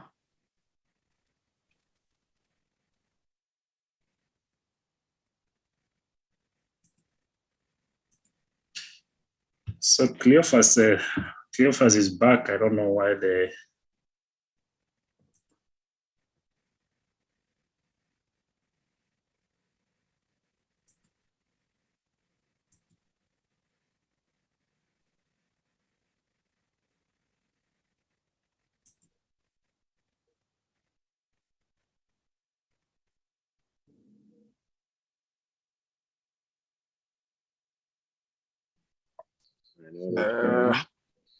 Videos, that's all. Is it on now? Yes. Yes. We can hear you and see you. Oh no. Oh, okay. Oh. Now we here. I want just to respond to Dr. Nyabuti's question. I want to let him know that I did indicate that I'm only awaiting graduation, but I finished with my business of masters. passed for his only graduation, which is coming up next month. I did finish. And I'm enrolling in the future, of course, for my PhD. On. Number two is about the untimely death of his father and his friends. Not only those incidents have happened in Kisii. There are so many. If you are told, Daktari, if you are told of what is happening down there, you will. It's terrible stories. I was getting confessions yesterday when I was told that 15 people died at Ago because of the failure from the oxygen plant. I don't know if it's oxygen plant, a generator which was not picking up.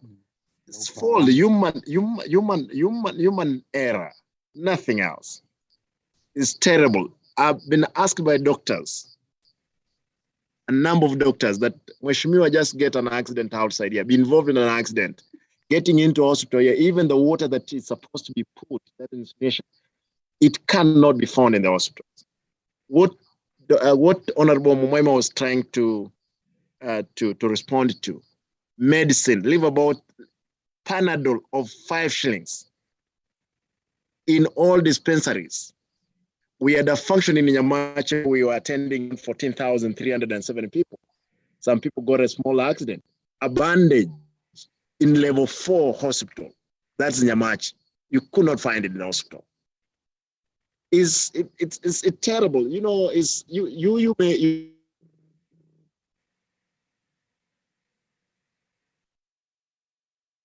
May I have lost you, Governor? I think, or is it me?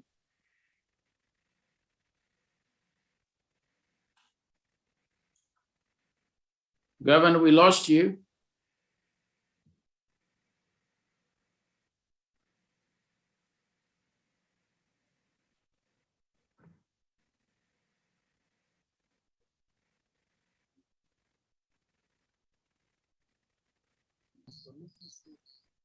Wakili, are you saying me? Okay, now you're back. Yes, yes. Are you? Yes. Yeah. Go ahead. Just Sorry. of the things they stand down there at the county. I think Ngwai must have been overwhelmed by the thieves, by the mismanagement of his people. Actually, but you know, the whole blame goes to him. But then that's what we want to fix. We won't labor about what has, you know, like Dr. Nyabuti has lost his father. We can't bring the father back. Many people, they have lost their loved ones in that hospital.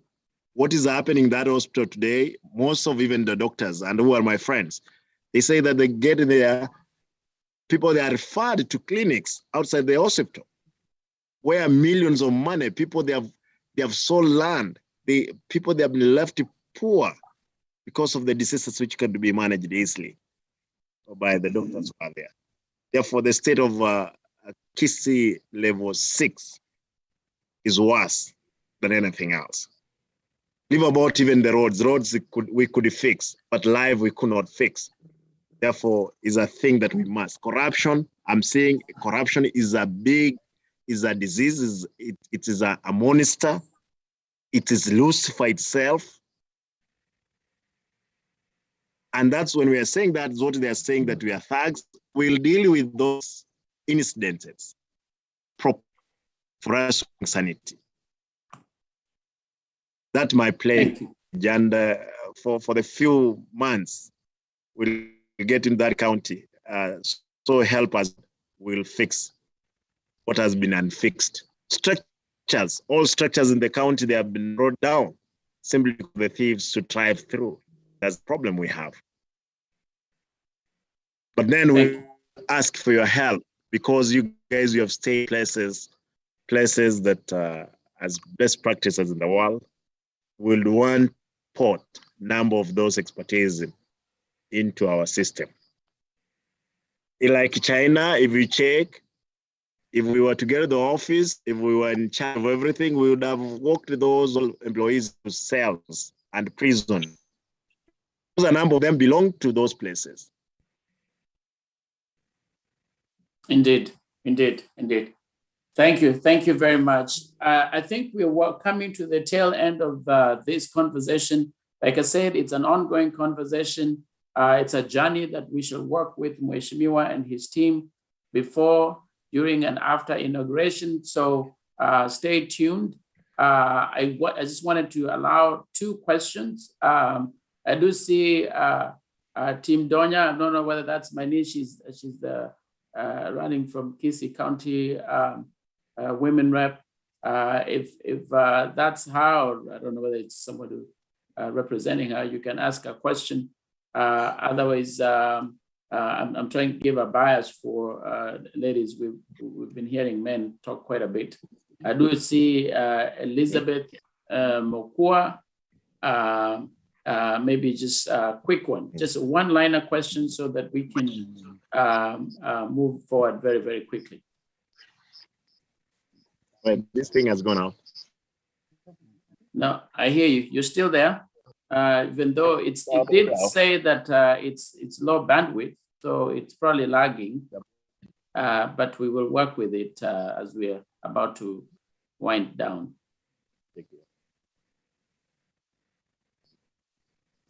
It's all right. Let me give Stella. Stella from Wichita. Stella, are you on?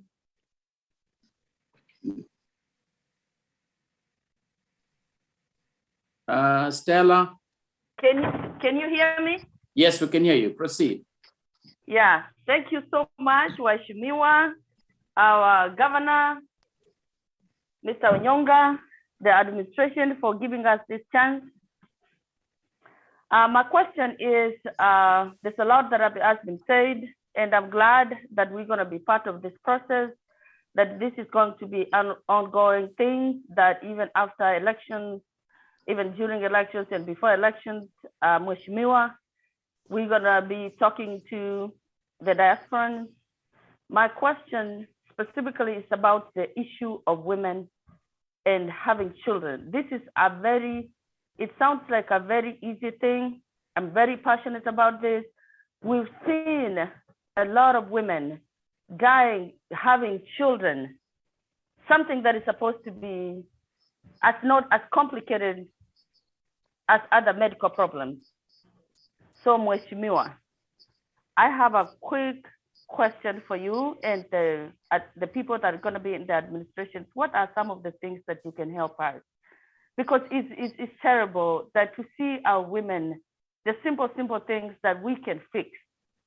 How are you going to tackle this? Because simple things that we can easily, looks like that it can be easily fixed. That's my question. Thank you, Stella. I think Governor may have addressed some of that earlier, but go ahead and respond, Your Excellency. Did we lose you?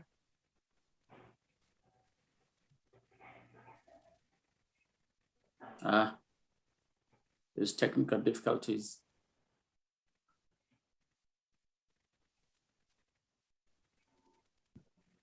Yeah, they're there. I think maybe the audio is the issue.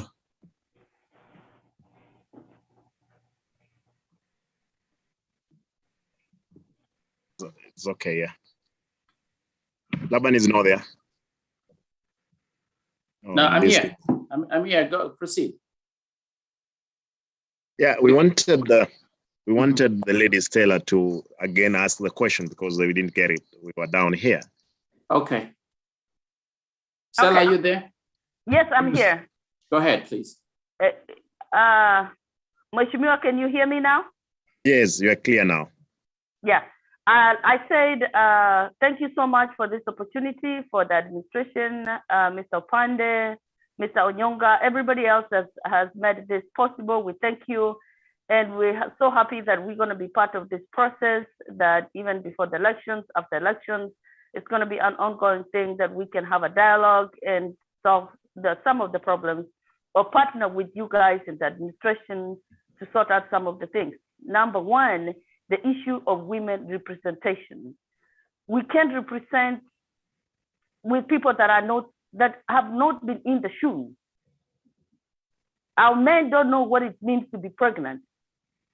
men don't know what are the sum of the tough problems that women have to go through.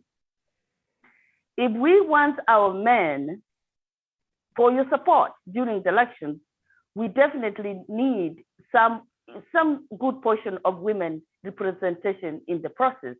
For example, the issue of women and pregnancy and having children is terrible at the hospitals, even in the local areas. Just a simple process like having a child is something supposed to be a natural process. But it's terrible when something minor, even electrolyte, even just water, some simple things, infection control, some of the things that our women go through at the local levels, Mheshimiwa, is our cry that we need women represented in that process and do something for our people.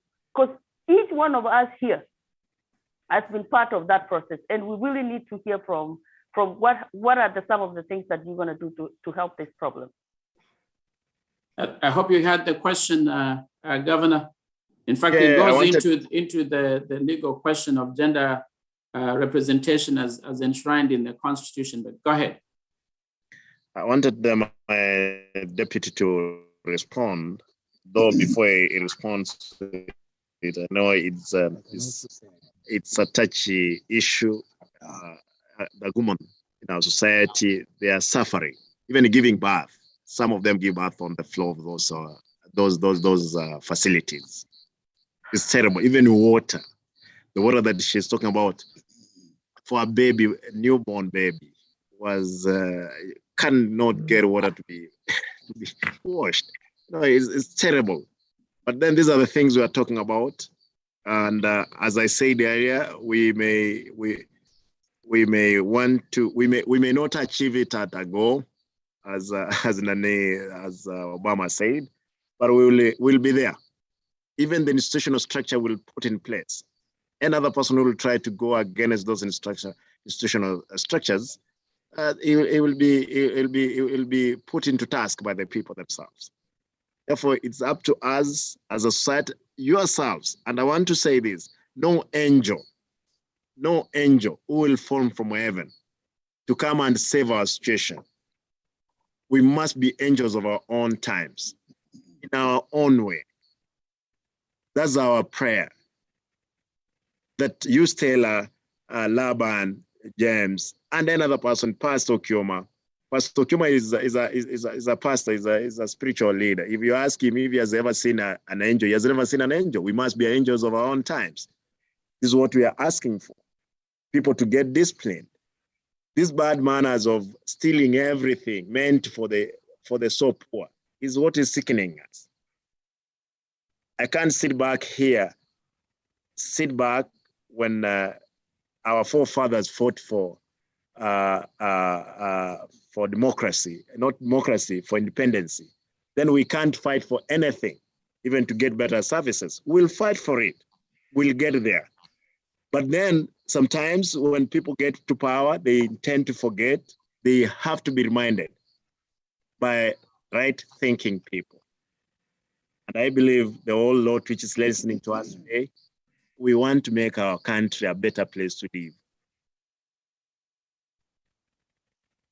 Let my brother, Dr. Monda, respond. Thank you. Thank you, everyone who is listening to us. Stella, we cannot agree more to your sentiments. And Dr. Nyabuti, sorry that you lost your father in such circumstances. Stella, we have talked about the health sector and the problems therein. We need to work together, and it is good that you have promised us that you will continue and partner up with us so that we are able together to fix our situation in the county. Our health services are not a problem only in Kisi level 6. We refer to that hospital as a teaching and referral hospital. But how do you refer someone from a level 4 hospital out there, be it Ogembo, Nyamache, Masimba, Keroka, name them? And you are referring someone from those smaller facilities to a referral hospital, and you do not have the basics that are necessary to save lives. We are burning with those concerns. And those are our concerns as a team here, that we think working with you, the right thinking people all over the world, so that we are able to fix the health sector. We do not want to overcry on this. We know we do not have medicines. We do not have the basic requirements in our health facilities, name it, be it water. Are you aware that in some of our health facilities, we run out of electricity for days? Power has been disconnected in our hospitals at times. I'm not sure if currently we do not have a big debt of electricity bill, and our electricity has been disconnected. Yet at the same time, we do not have a generator to set in when power goes off. Those who are educated in the health sector, you will know what that will mean. The system fails, and therefore you expect people to die in numbers because of those challenges. And therefore, we are welcoming everyone with an idea of fixing one of these concerns, be it the health sector, be it the unemployment, be it the factories. Please come on board now as you support us for the elections, but more when we are in office, so that we are together, we can address the concerns of our people. Stella, come on board, please, once we address this more, all of us, so that we are able to touch a life here while we live. Thank you very much. Thank you. Did you want to say something, Governor? I wanted Momoima, Senator, just to respond on a number of those queries which have been raised. Sure. Thank you. I'll be very, very brief. I wanted to say that where we are is actually a scenario that all of you have to be extremely sympathetic about. And this is not for political reasons. I'm just going to tell you the situation you are dealing with. You have workers who work in the health sector in Kisii. 90% of them do not know whether they're going to keep their jobs or not. 100 of them were fired. Some of them are being paid now. Some of them have never been paid. The terms of service of them working in our KTRH hospital and the other health sector departments, if you ask them whether they know whether they're going to be at work tomorrow, they don't know. What is the supply chain? Who is supplying the medicines? Of course, it's KEMSA. When you talk about KEMSA, you are told that Kisii has got debts of up to 500-600 million shillings of medicines which they took and they didn't pay. Why that happened, nobody knows. If you go to the hospital itself, like Governor Simba is saying and Dr. Monda, you find that in our health, 90% of the health departments or health facilities, whether it's in Nyamache, whether it is in South Mugirango, Nyamarambe, whether it is in Kiruru Chachemarani, you'll find there's no water, running water. Explain to me how you expect to have a health facility functioning if it doesn't have water. You look at those facilities like right now, you will find there's no electricity. Many of the health centers will have no electricity, or they'll have no water, or the nurses are not showing up. Some of the nurses who are employed were fired. This is the mess we have in the health sector. And that is why I'm hoping that when everything has settled down after the elections, that God willing that Simba Arati becomes the governor, the first thing you will have to do is to do an audit. Physical audit, where are we? Which medicines do we have in the stores? I mean, I've really cut this story short. Even some of the very poor people from our community who are taken to that hospital on referral, sometimes are not even given food. If you look at the conditions, the people in those facilities, when they want to go and help themselves in the toilet, they pay 10 bob to do that. It's mind-boggling. And don't ask me, then what have you been doing about it? Because we had a system, devolution was settling down, Governor Ngwai took over, and it has taken us a while to understand exactly how the county government has been functioning.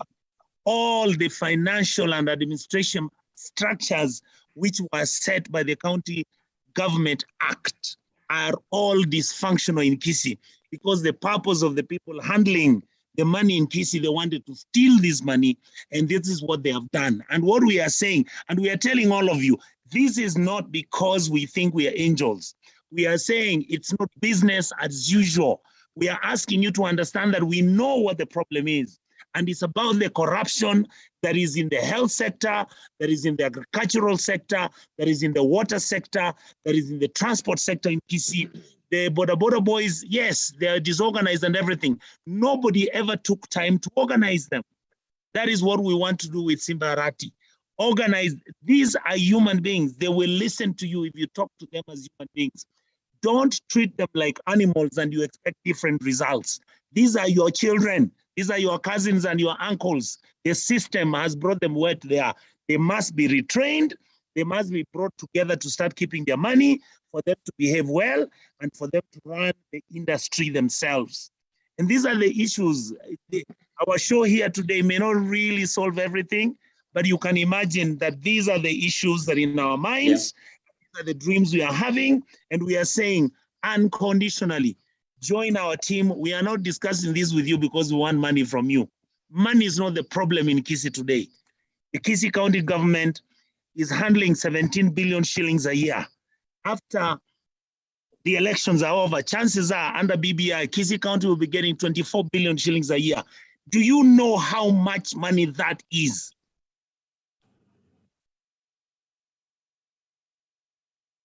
Wow. I think we dropped you, but the question was quite heavy.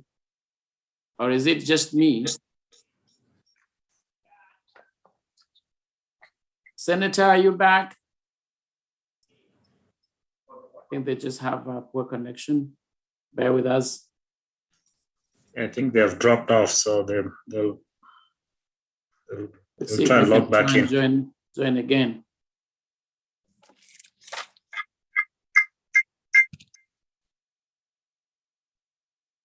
All right. Are you there now? Yes. You had a very big question right before you dropped. We thought you got mad and left. But No. we'll see you back. No, the last comment I wanted to make was this.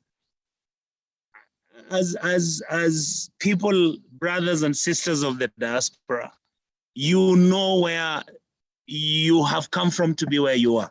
You understand what you want for our community. Please play a role. We know that you've been ignored before, because some people feel challenged because of your success, because of your education, and because of your exposure. Our team doesn't look at our life that way. We know and we hope for some value addition from you. I think Governor Simba will handle you directly. He will handle you openly with an open heart, because Kisii is not okay. Our county is not okay. If you look at things, I mean, imagine in Kisii, as we speak today, we have people who starve. They don't eat a meal a day.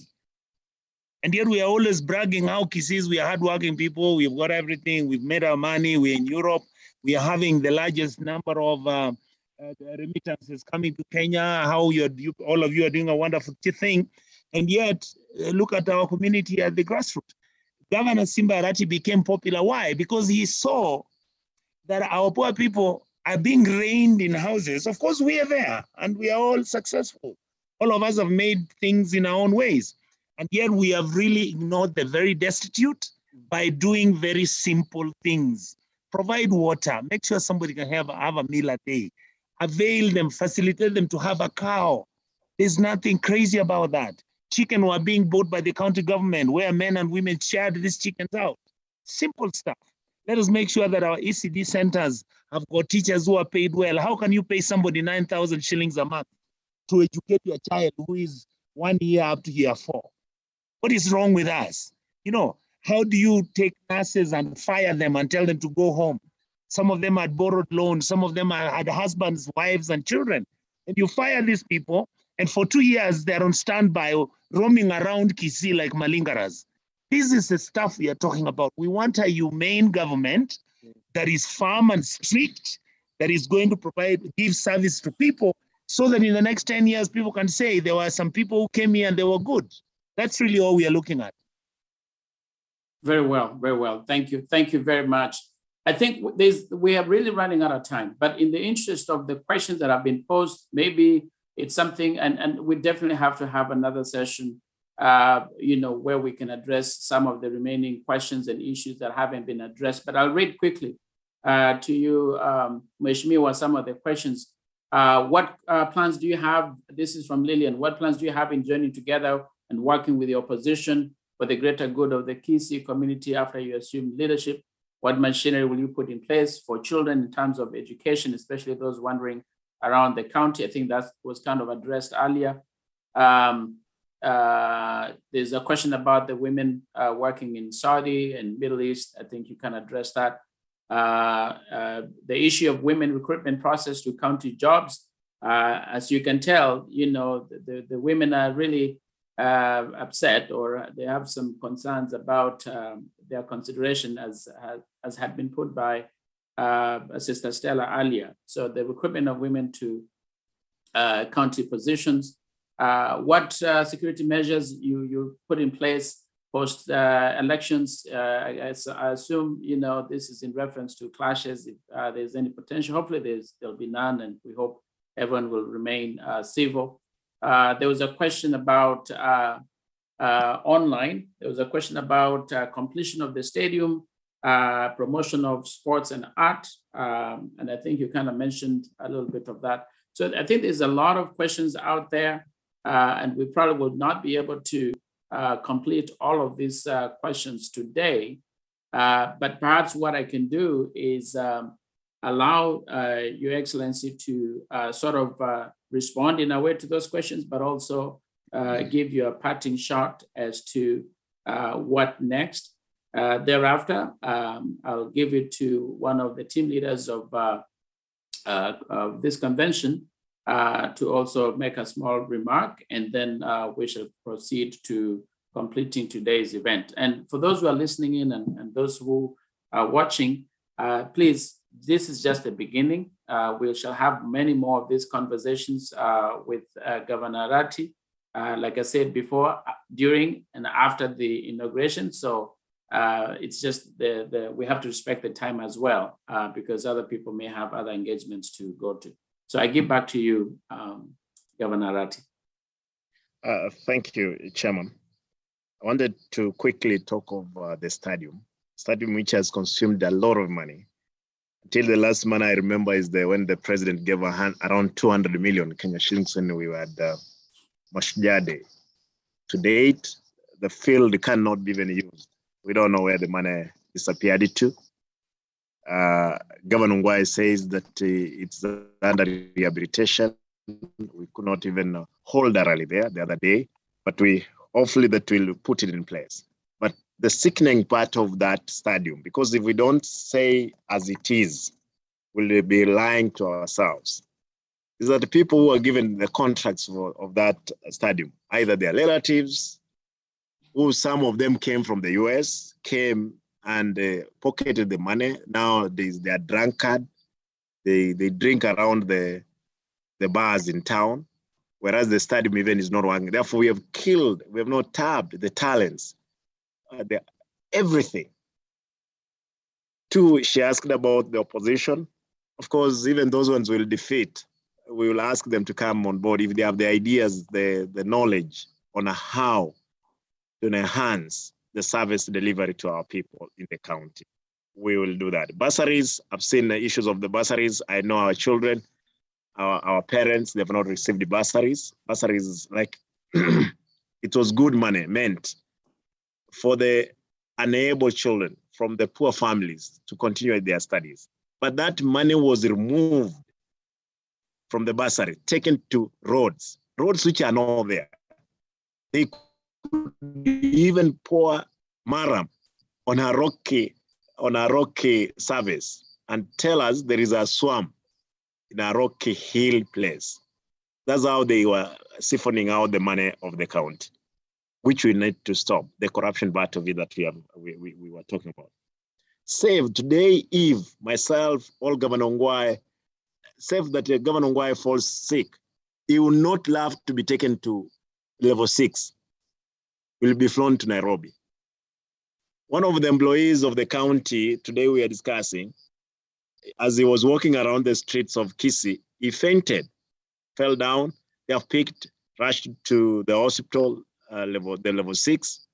When he gained conscious, when he got to the hospital, he started screaming, "Where am I? Am I in level 6? No, please take me out of this place." Knowing what they have been playing there. If themselves, they cannot be treated in that hospital. Whose children, whose parents, do they want them to be treated there? It's a bad state of things. We will have an interactive website where we can engage continuously. And we also will want even criticism, but positive criticism. Others, NAV ones, please stay with them. Anybody who has NAV who are not happy in the mom style, keep them.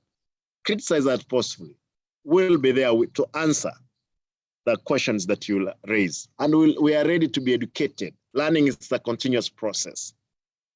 We could not claim that we have monopoly of ideas.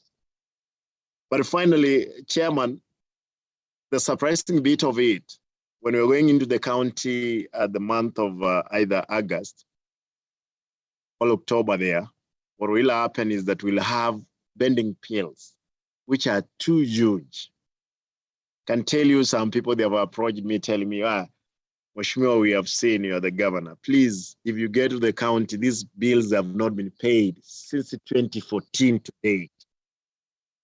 So far, the people who have brought bills before me is over 200 million.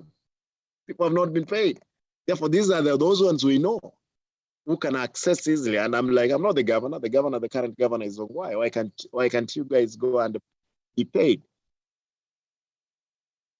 It's because it's on a platform, international platform.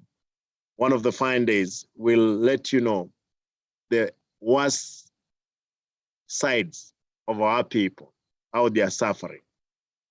You may want to not to listen to anybody who would want to tell you that he has done anything in our county. But we welcome all partners around the world as well. We welcome even those ones who have information from the county for us to heal those ailing sections of the administration of the Kisii County. We welcome. I've seen somebody writing there that he resigned because of what he saw going on. This kind of, they'll give us information which we structure our county to meet the international standards and the requirement of the government and envisaged in the constitution. Otherwise, thank you so much, my brothers and sisters, for listening to us. We're grateful, my team here, and allow me to ask one person just to give vote of thanks. And where is Kepta? Oh, Cyprian, please. Let Cyprian give vote of thanks from this end. But we're grateful. Thank you so much. Let us engage ourselves and we see our best. We ask for your support morally and spiritually. Thank you, Cyprian.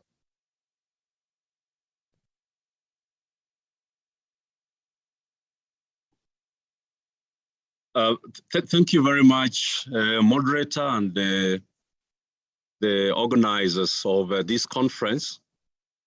We are very grateful, first of all, for the team in the diaspora for putting together this very important engagement.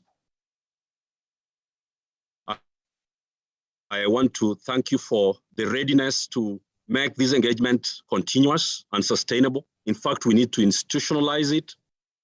As it was suggested by the Diaspora Mwanyagetinge leader, we should do many of these sessions before election day and even more intensely after election day, so that there's a continuous institutionalized process and mechanism of holding our incoming governor, Honorable Simba Arati, accountable to the promises and to the plans that we have made public. I want to thank the Honorable Senator, or incoming Senator Onyonka, for the very able answers and responses that he has made to this forum. I want to thank the Honorable Dr. Robert Monda for the very able, not only responses, but the commitment to the campaign that we have seen on the ground. And obviously, and lastly, very honored and very, very thankful and grateful to the Honorable incoming Governor Simba Arati for the open, inclusive, very interactive, and forthright manner in which, we've committed ourselves, and he has committed to lead the incoming government to take over from where the Honorable Ngwaya is going to leave it, but the commitment to make it interactive, open, but people-focused for transformation, not the transactional process that we have seen over the last 9.5 years. So I thank you very much, all of you in the diaspora. May God bless you. Let us do this together. God bless you, Asante Sana. Thank you. Thank you very much, the Nairobi team. We're indeed very grateful for the time you've given us and the very useful engagement. And as you said, and as others have said, this should be an ongoing discussion now before the elections and more importantly, after the elections, so that those ideas and suggestions that have been made here, they can actually be implemented and our people are able to get the help that they need. So thank you, all of you very much. At this time, please allow me to welcome, I don't know if our team leader is here, to also give a brief vote of thanks. But more importantly, I do see questions coming around about how do we connect with Mheshimiwa, how do we support the campaign, how do we reach out to him. I think many of you will accept that you know him, or at least we've had classmates and teachers that can attest that it's very easy to reach out to him or to his campaign team. Obviously, sometimes because of the pressure of time, he may not be able to reach to each one of you individually, but we shall have these kinds of interactive sessions whereby you're able to engage. In terms of the support, and I think the team lead will also speak about this. I think for those who remember the words of JFK, ask not what your country can do for you, but what you can do for your country. So in this case, we're just going to change from country to county. And there's great enthusiasm by the people who have shown the great interest of what they can do for the county. So in this effort, the campaign now is how do we help the campaign reach to all the corners of the county, to all the villages in the county. As you all know, there is a need for financial resources, mobilization. There's a need to buy water for those young people who have to walk from door to door and sell the gospel of Simba Arati. There are those border-borders who have to take people to polling stations on the day of the polling. There are those people who have to put banners and posters around the city and around the towns and the villages. So there's a lot of need for financial mobilization as well.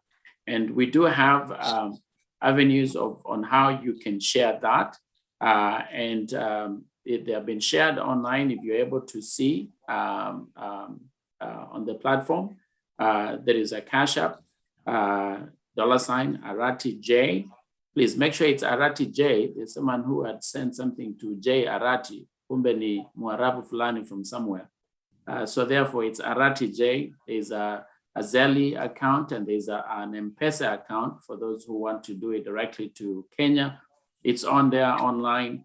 The M-Pesa number is 254-722-255-143. The Zelle number in the US is 715-222-9161. And the Cash App is $Arati J.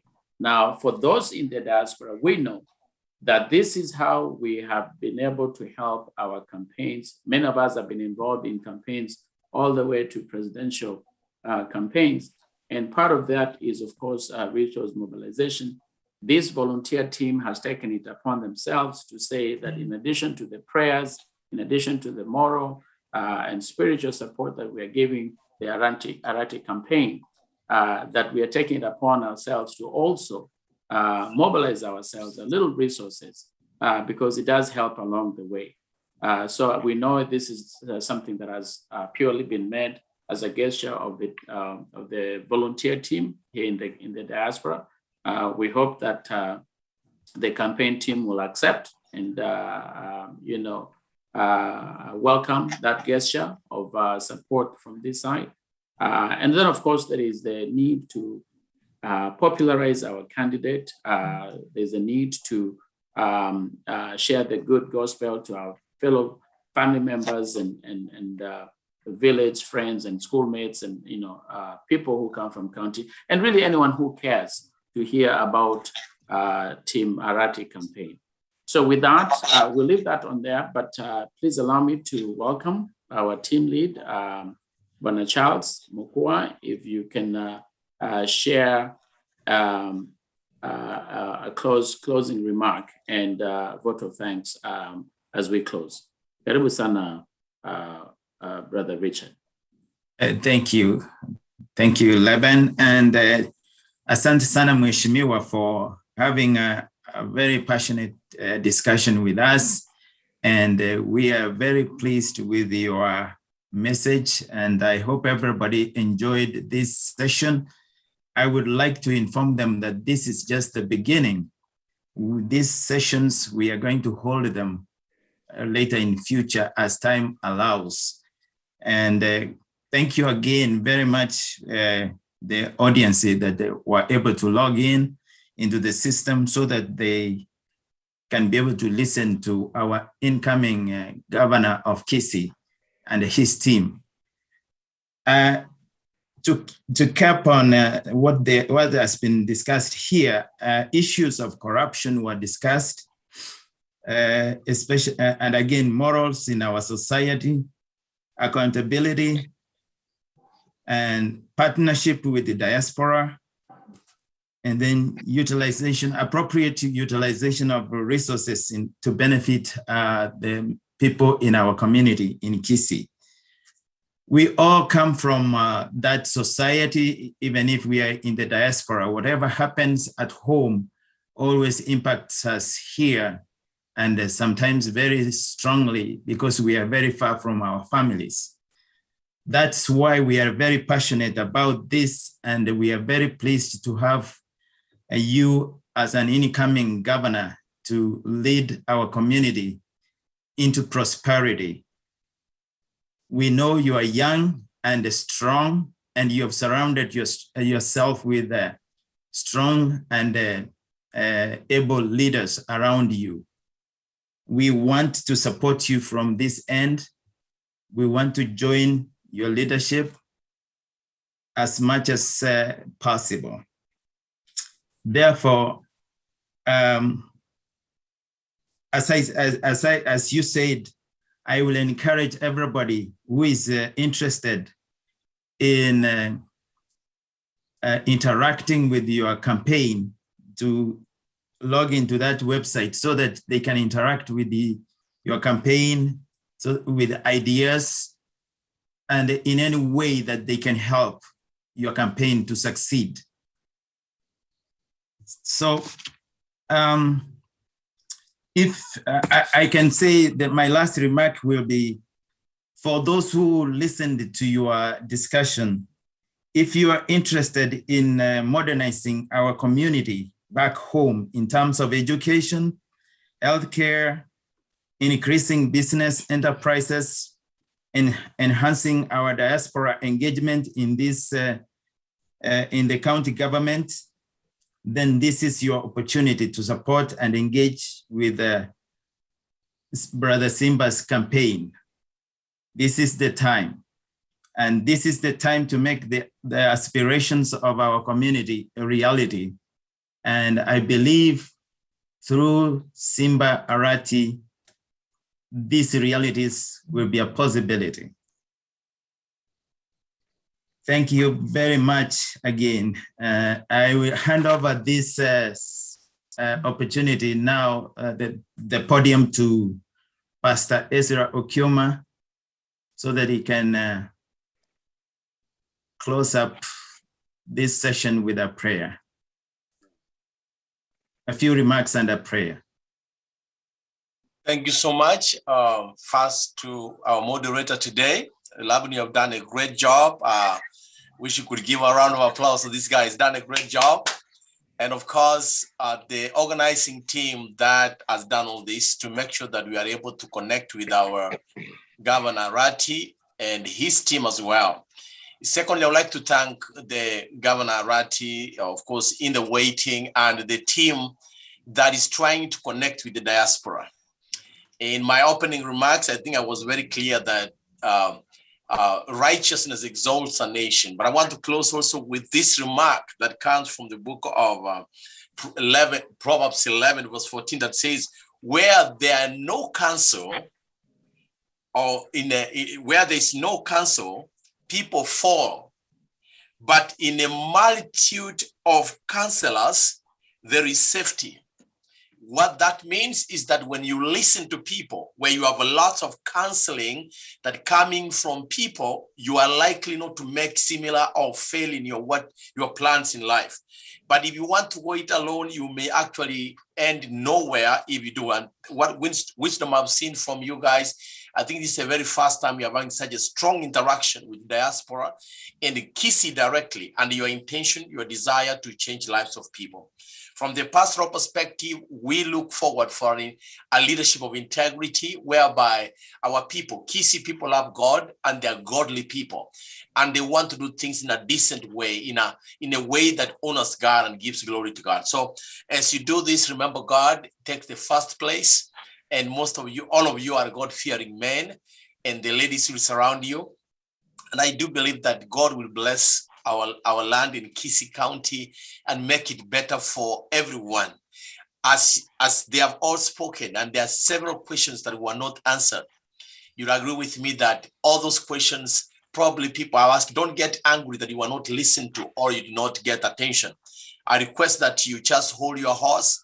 Time comes, Hon Arati is pretty open to this. He's overwhelmed, even if he doesn't take your call, not because he doesn't want to talk to you, I believe, just because at this point it's very difficult. But there are other channels through which you can be able to communicate directly and reach out to this. With this team that's organized this, I do believe with the information right on your screen, you can be able to help. And some people are on phone. I think, Laban, you need to get to know. Some people are just on phone, so they cannot see what's on the screen. Someone was saying that, can you repeat the M-Pesa number or something like that? So you can read through again and make sure that they are able to hear the numbers if they are on phone.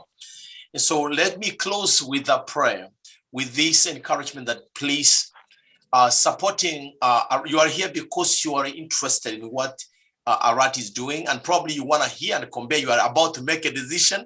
I hope out of this, and the more other interactions, you are able to make a decision and choose a leader for Kisi County that will bring a really change. People talk about change all the time.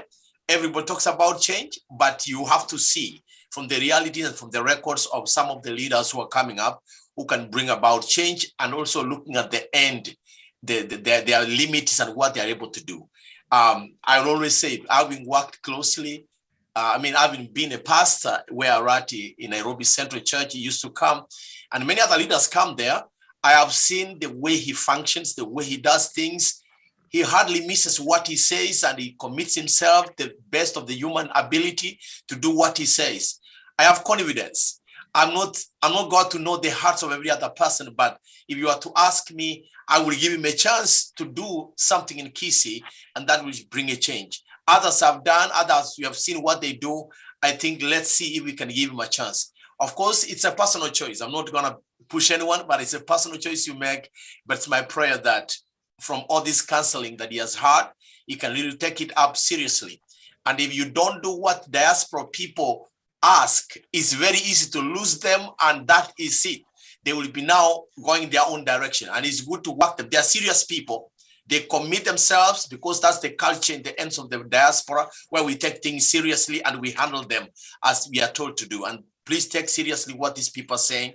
And if you do this, they will give 100% support, and you will see another state of United States, just to say in Kisii. That's what we want to see, because Kisii has a lot of people in diaspora who can change and make another Europe in Kisii. And that's what we look forward to do if you give people a chance and you listen to their counsel. Allow me, I'm sorry I've spoken much. Let me pray. Heavenly Father, we thank you because of the opportunity and the chance to be together with our brothers and sisters across the diaspora area and those in Kenya, and more specifically in Kisii. And having made this aspiring leadership led by your brother and Honorable Arati, we pray for him, and we pray that you may guide his steps, that Lord, he may give out a sense of decency and integrity in his leadership, that this may bring about change and reformation and transformation in our land. I know by so doing, people will have an opportunity to have a good and an environment where we can worship you, God, and give thanks and glory to you. And we pray for all the diaspora people who are working hard, who are sacrificing, who are giving in their best in support of wanting to see change. They are not in Kisii, they are outside Kisii, but they want to see a transformation to make the lives of our people better. So we pray, Father, that with your working and your leading, this may come to fruition. But we know that God, what man sees is not what you see. And therefore, with our limitations, we'll pray that let your will be done. For we pray in Jesus' name. Amen. Amen. Very well. Thank you very much, Pastor, for the benediction. I just want to respond quickly to the information that was solicited. The Cash App is $Arati J, $Arati J. Zelle number is 715-222-9161. And then the M-Pesa number is 254-722-255-143. So those are the avenues that you can give financial help. Obviously, you can always reach out to any one of the team members here. I'm not sure who is here, but there's a whole slew of team members in the diaspora led by Brother Richard. There is Dr. Charles Choti. There is Dr. Nyabuti. There is Mr. Ogato, Mr. Onsongo. Pastor Ezra is there to pray for us every time. So there's a team of volunteers who, and we're reaching out to also others who want to join this team. You can always reach out to us and incorporate us in your wishes. Then lastly, please also allow me to thank the media houses. We have the KDR TV, Brother Kebuato, KDSO TV, that's Brother Teacher George, and Abagusi Global Radio, my very good longtime friend. And he also says he went to the same school. So we are confirming this school issue that he went to school, Brother Ontiri, from Dallas. They have been conveying this conversation online through their media channels, and so we are also grateful to them. And so thank you, all of you, for your time. We certainly wish you all at home in Kenya a good night, some rest as you begin the week. And for those on this other continent, we wish you a wonderful Sunday afternoon with your families. And then until we meet again, may God be with you. Thank you, and thank you very much. Asanteni. Thank you. Thank you. Thank you. Thank you.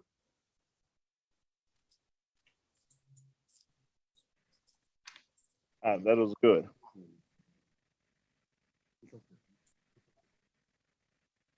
Well done. Well done. Well done. Amazing.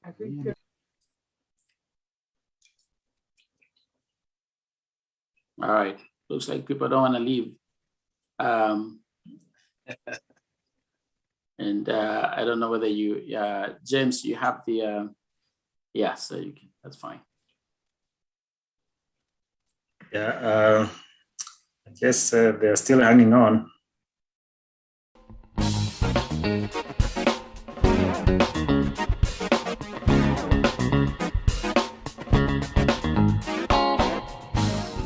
Hey, it is time to get a new look. Kevin's Papa and Salon Shop, located at the Green Oaks Boulevard and Matlock in Arlington, Texas, next to World Market. It is not about money, it's all about relationships. Why can't you just try us? It is family at Kevin's Papa Shop and Salon. Professional treatment is all you need. Most hairstyles with most celebrities. Give us a visit. Give us a call today. Hey, do you want to make your hair? I know you do. This is the place to be.